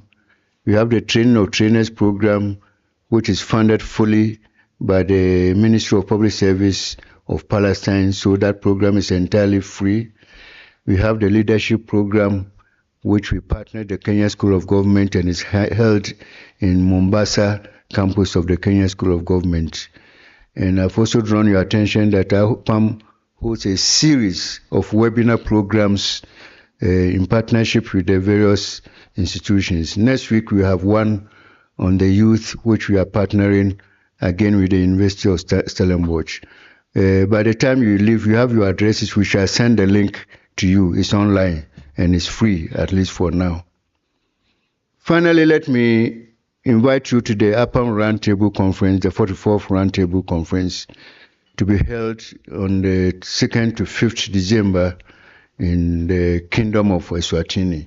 We anticipate that it's going to be a grand roundtable conference where we synthesize everything that we have done. I've already hinted, Dr. Sokela, that we will give the DPSA South Africa some 5 minutes to talk about this program and inform the whole roundtable about what the achievements of this. If that time our books are ready, we shall also showcase this. Let me end briefly by thanking all of you, thanking everybody, thank participants, thank all the partners, thank my secretariat at APAM based in Kenya. And on this note, I wish everybody thank you and all the best. But I've pleaded with Dr. Sokela that maybe, Dr. Sokela, the certificate awarding, what do you want to arrange for us? Clifford, the certificates are here. The signature. Yeah, we'll sign with DG is here, so no problem. It's in your hands now. They can proceed. Allow us to sign with DG. They can take a 5 minutes break. And then we come back. Okay. And then we tell you the certificate awarding. What we'll do is that we'll call this name by name. Some of the dignitaries can do, like Professor. Okay. Thank you. So let me quickly send DG will sign. Okay. Is Matsetsu still here? Can somebody from DPSA work with Clifford? Manasseh, can I assign you to assist them? Colleagues, while you are still waiting for APAM, I just wanted to announce, I think there are 5 colleagues who are available to go to Freedom Park. We are planning to have lunch by 12:30, and then immediately after that, those colleagues can then move to Freedom Park. From Freedom Park, the shuttle will take them to their hotels, wherever they are going. It's just going to be a 2-hour visit, but it's been organized with Freedom Park going forward.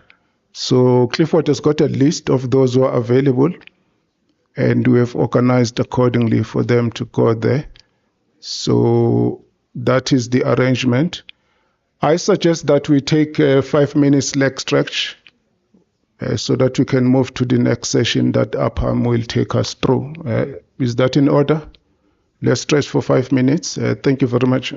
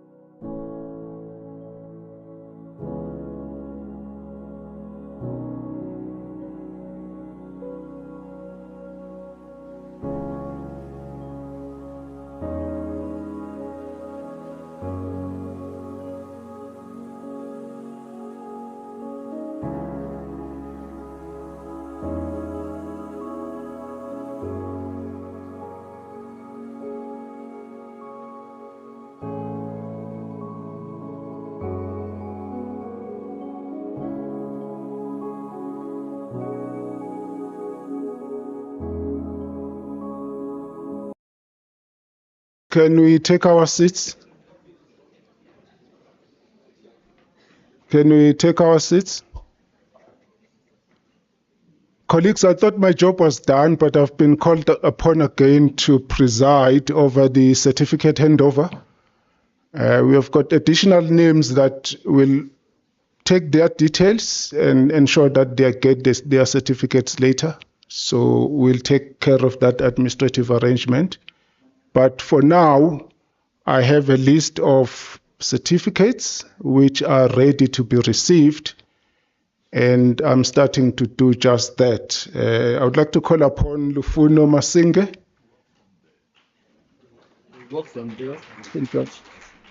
It's just a coincidence, Lufuno, from my office that they started with you. It's amazing.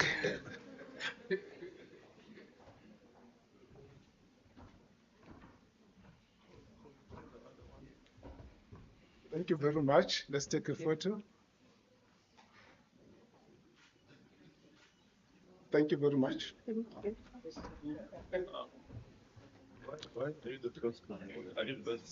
Next candidate is Likalaka Libukhang. Likalakala, sorry.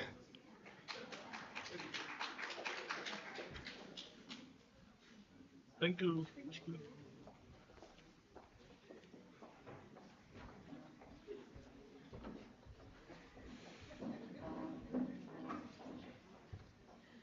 Oh, we're supposed to take a picture.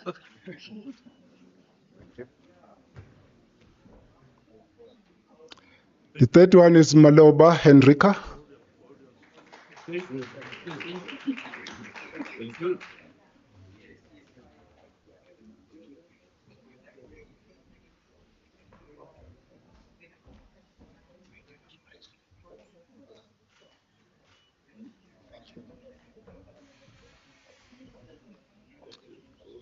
The fourth delegate is Itumeleng Mushwete.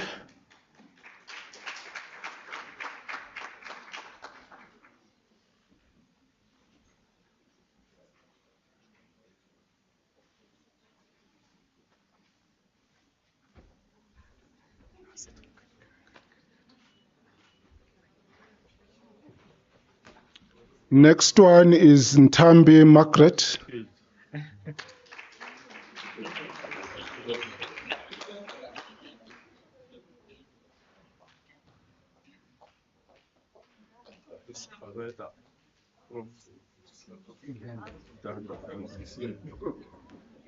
Thank you very much. Take a question. Thank you. And next one is Alan Machari.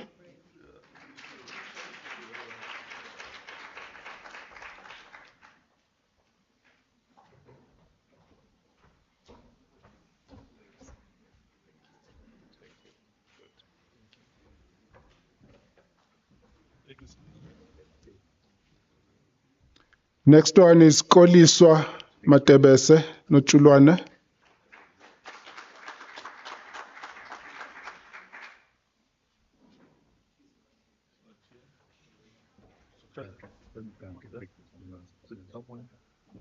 Okay, is not here.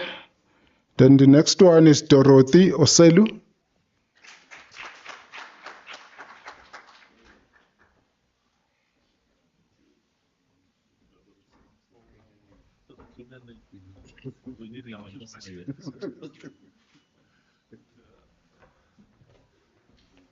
Next one is Lerato Khalemilwe.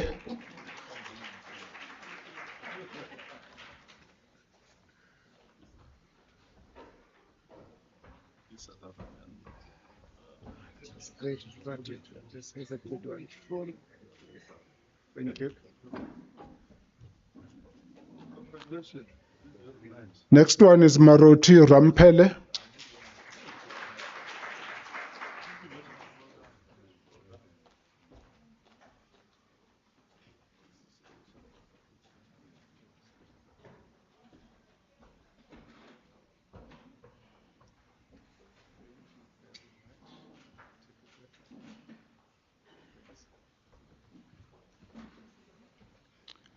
Next one is Siambonga Lawrence Mabeche.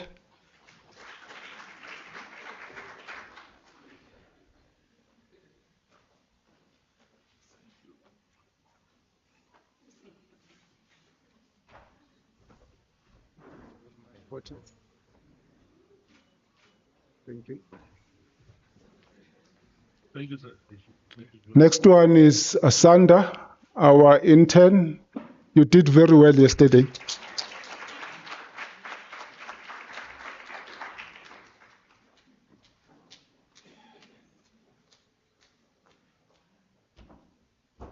Thank you very much. Take your photo. Thank you. Next one is Diambani Nesengani.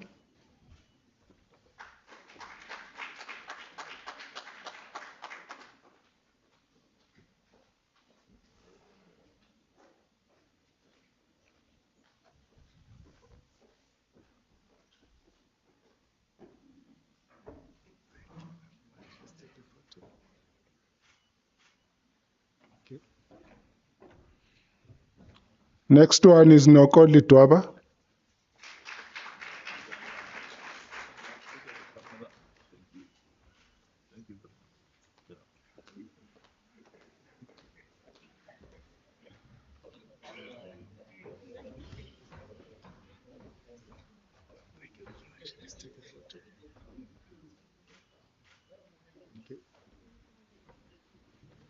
Next one is Akaba Brian.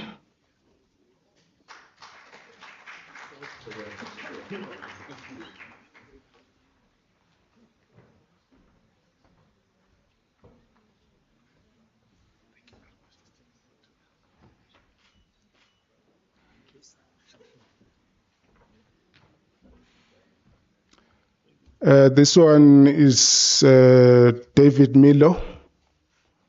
Thanks, Prof. This one is special. We know your school can award certificates, but this one is more special than that.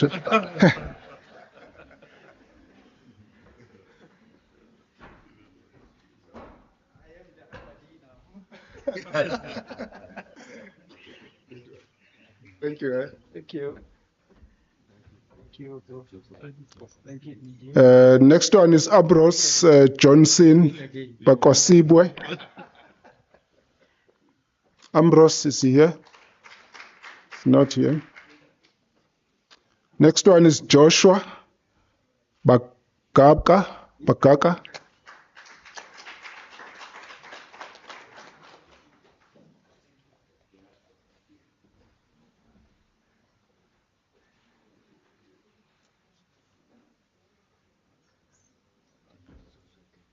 Thank you very much, sir. Let's take your photo.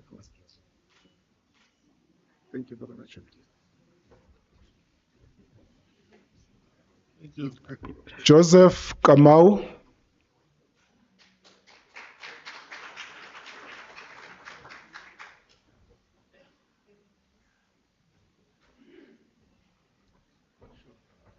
Thank you very much. Thank you.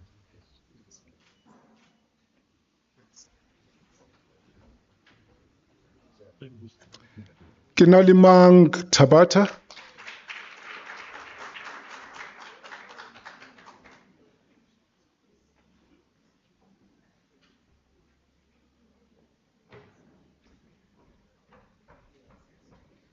Thank you, TPS.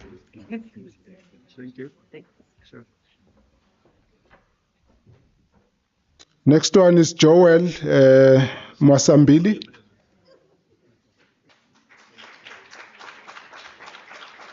It's not here. Okay, the next one is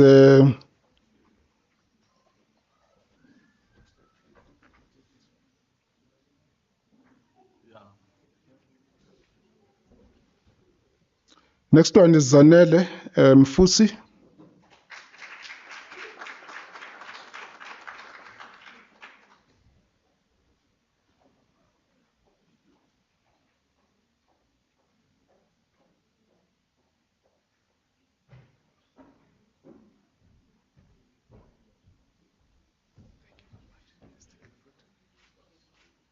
Thank you. The next one is Zolinzi Mandevu. Prof, we know your institution does award, but this one is special.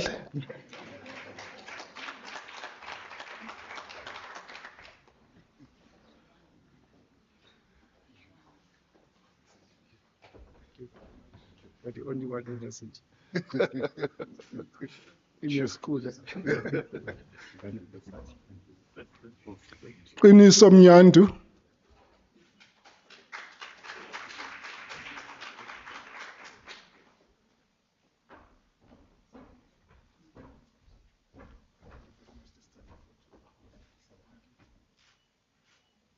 Thank you. Midalala Tefu.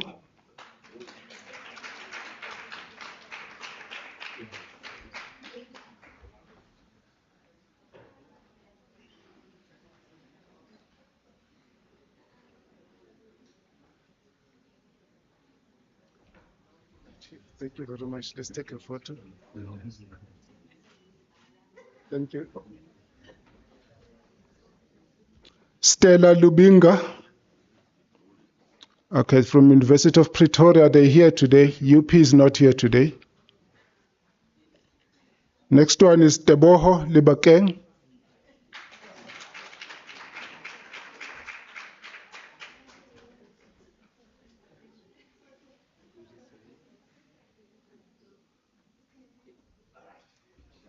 Thank you very much. Let's take a photo. All right. Thank you. Cheers. Cheers. Thank you. Cheers. Also in my branch, I would like to welcome Mujaji Mapunye.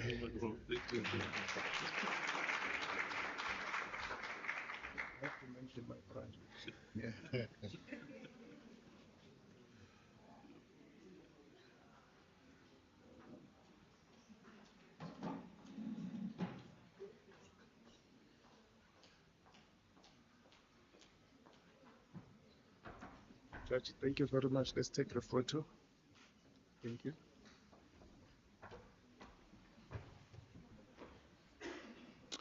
Then the next one is Lucy P. Uluwasa. Thank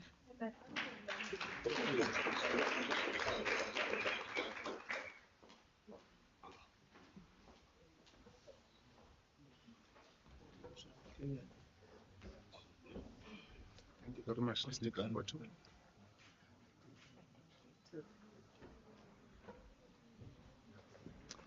I must say they've also awarded me a certificate, but I will make it the last. Next one is Millicent Utsika.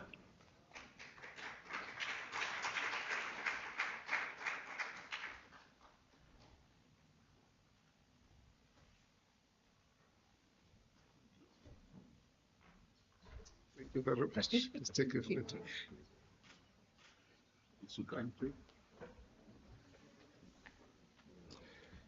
Now is our colleague with the energy, Ohense Mutise.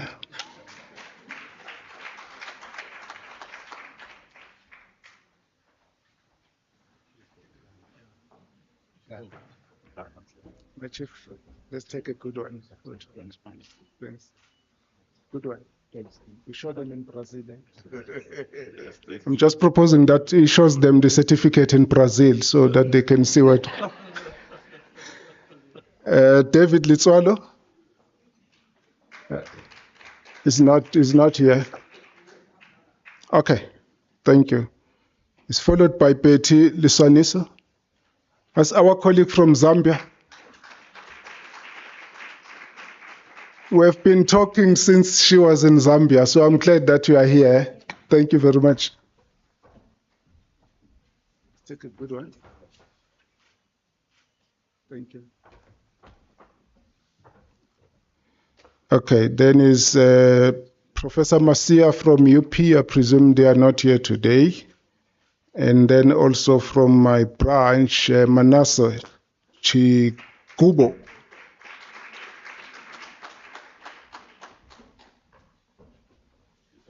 Let's take a good photo.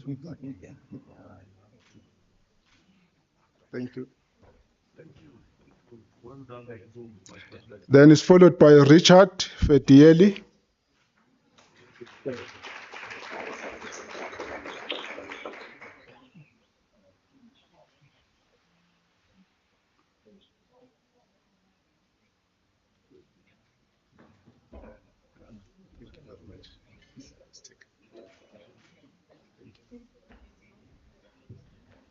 Also from my branch is Unati Mangope.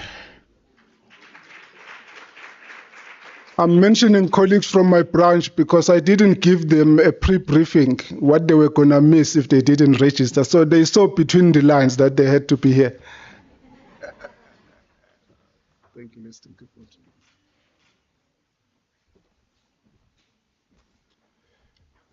Dr. Mataiwa, you are special. You have been with us from day one.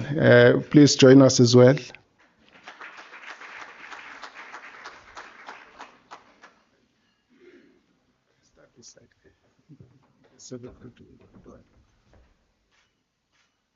Thank you.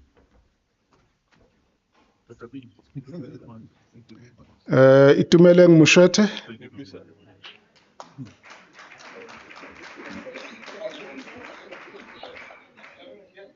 Oh, I think there was a duplication here. Okay, we'll manage that. So, come again? Oh, give him.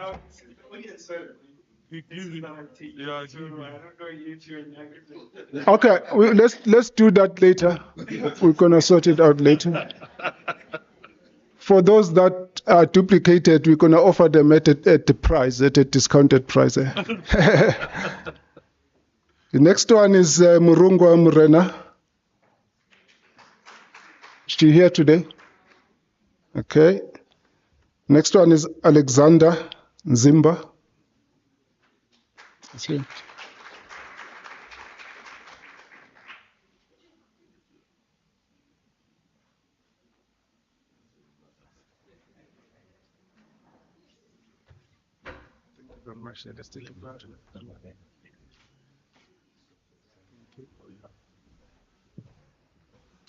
Imelda Zandile Mabaso.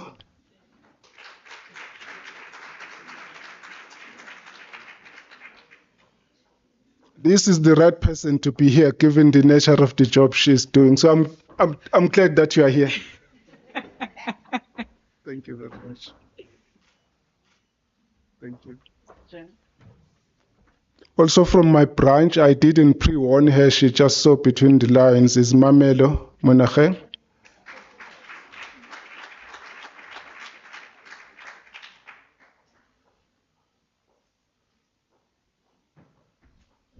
Thank you very much. Please take a photo. Thank you. So the next one is Godfrey Isiko.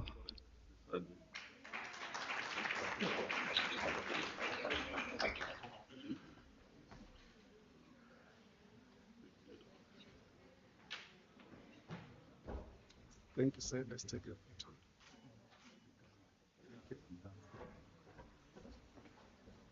Next one is Akelo Lillian Perry.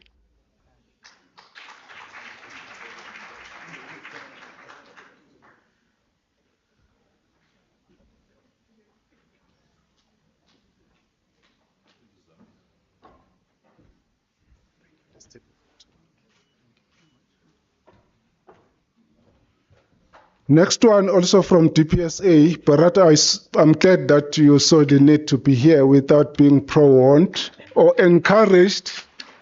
So she's one of those who read between the lines that this was the right place to be. Thank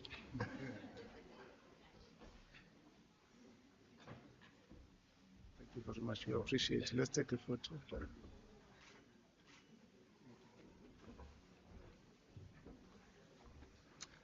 Next one is Mutsubane Lekhodi.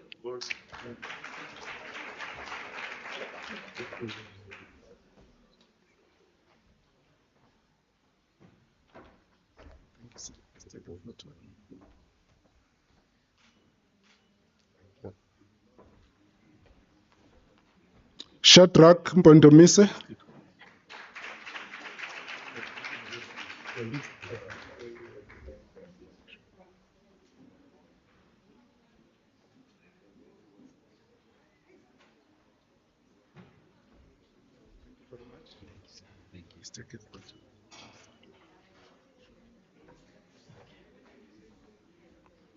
Lihlakwane Honki.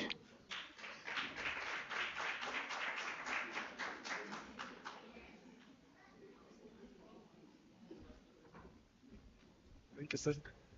Take your photo. Thank you.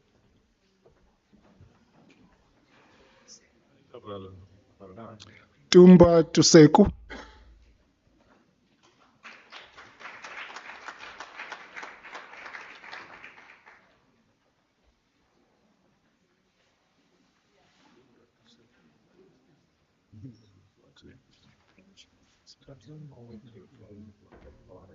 Thank you very much. Let's take a photo. Thank you. Alice Chimtai Akwanyo.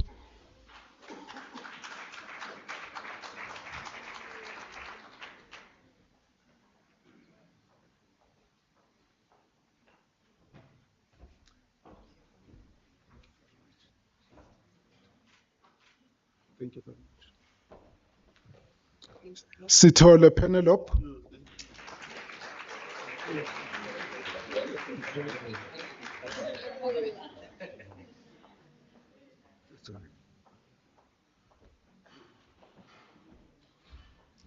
Job. Job.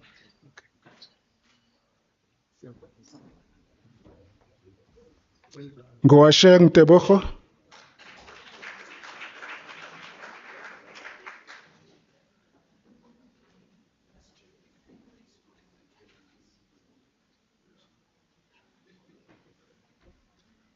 Thank you very much. Congratulations. Thank you.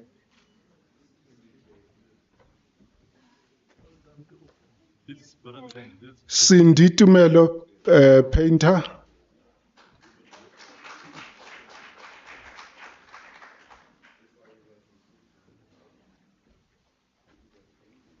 It's not here. So the one coming there. Oh, she coming? Yeah.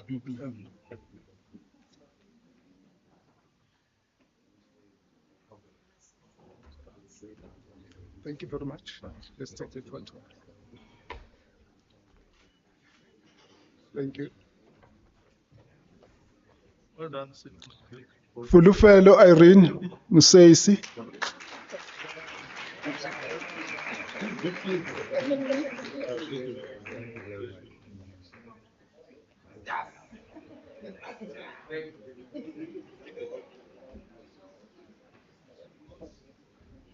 Thank you very much. Let's take a photo. Thank you. Electina Manyonyi. Wanyonyi.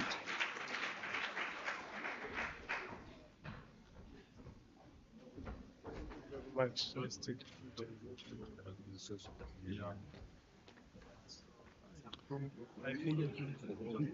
Wycliffe Ochola.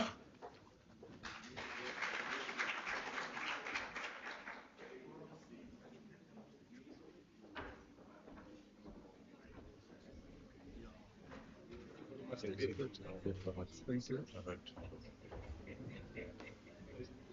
Finky Sibulwa. Also from my branch. I'm glad that you chose to be here. Congratulations. Thank you. Congratulations.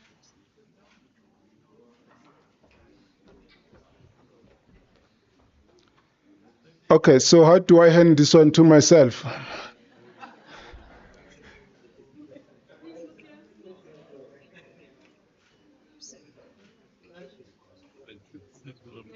Okay.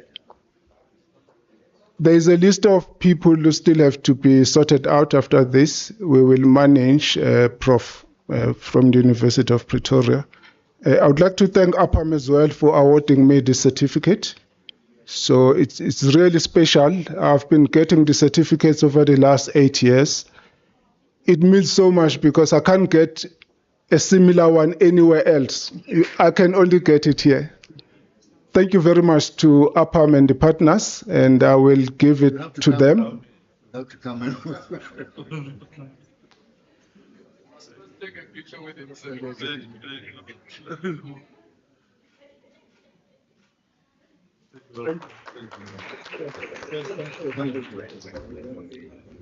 Colleagues, SG, I would like to hand over to you so that you have the last word. But from a logistics point of view, Naledi, I presume you are ready? On your side, Naledi? Okay. They are almost ready with lunch, so we're going to give them the next 10 minutes.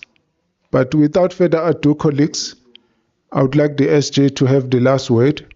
But those that are going to Freedom Park immediately after lunch, the shuttle will be ready for them.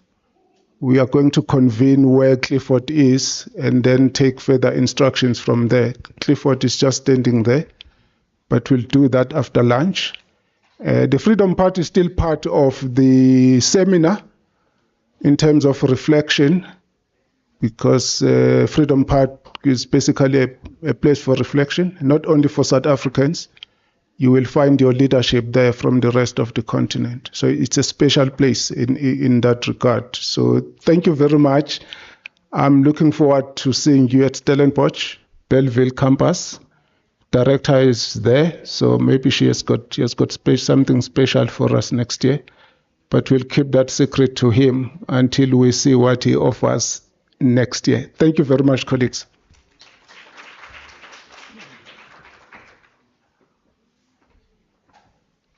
Two quick comments. One is on your departure. I think Clifford is handling departures, so make sure that those who are flying out, you consult Clifford to sort out if there are any other details. During the break time, there was a suggestion from within about the papers that were submitted here. Many people are agreeing that the papers that were submitted here and presented was of a very high quality.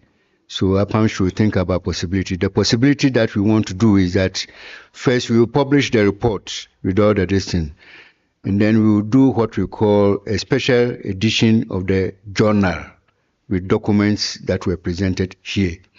So what we will do is that we are taking what we have presented away to represent the report.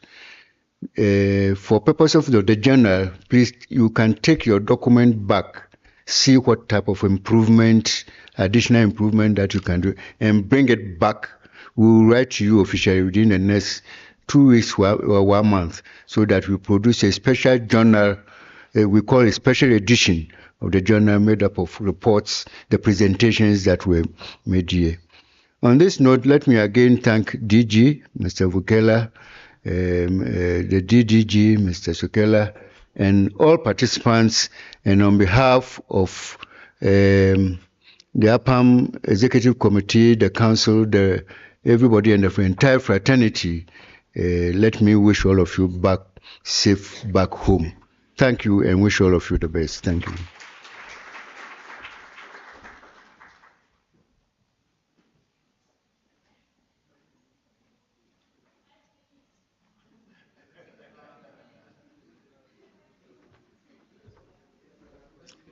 Colleagues, those who did not get the certificates, either they did not come to collect them, or it is the new names whose certificates must be printed because they were missed out. Naledi as well is organizing the kitchen, but I didn't see her name here. So she will be one of those, and there will be others. Clifford, I request that you bring that list where they write their correct details so that we can take the process there. So Clifford now is ready to take down your details for those that must get certificates. Clifford, you can just come here and start with the DG. We're going to organize the one for DG for the minister to sign. Is it okay, DG? Because it's a special, and Mr. Mabunda as well. And the principal, this one is special principal. We know you offer yours, but this one is special. So all of them on the table, if they can take their details. Now, lady, if you can just come so that they take your details as well, so that you can get one. Prof. Chioyo, if you can just add your correct names that must appear. Then the certificates that were not collected, I'm going to keep them. And there are a few of your colleagues from UP, Prof. Chioyo. So, yeah, you can. So, without further ado, colleagues, I'm around. Anything is not clear to you, I'm seated here on the table. I will provide answers. Then within the next 5 minutes, the lunch will be ready. I thought the people they were going to play music. UNISA is very stingy with music. You are allowed to play music, colleagues, to keep us in a good mood. Are you able to deliver on that? Okay. They are going to choose for us. We didn't give any specifics. So it's in your hands what you choose. Because when I leave here, then it's going to be your music.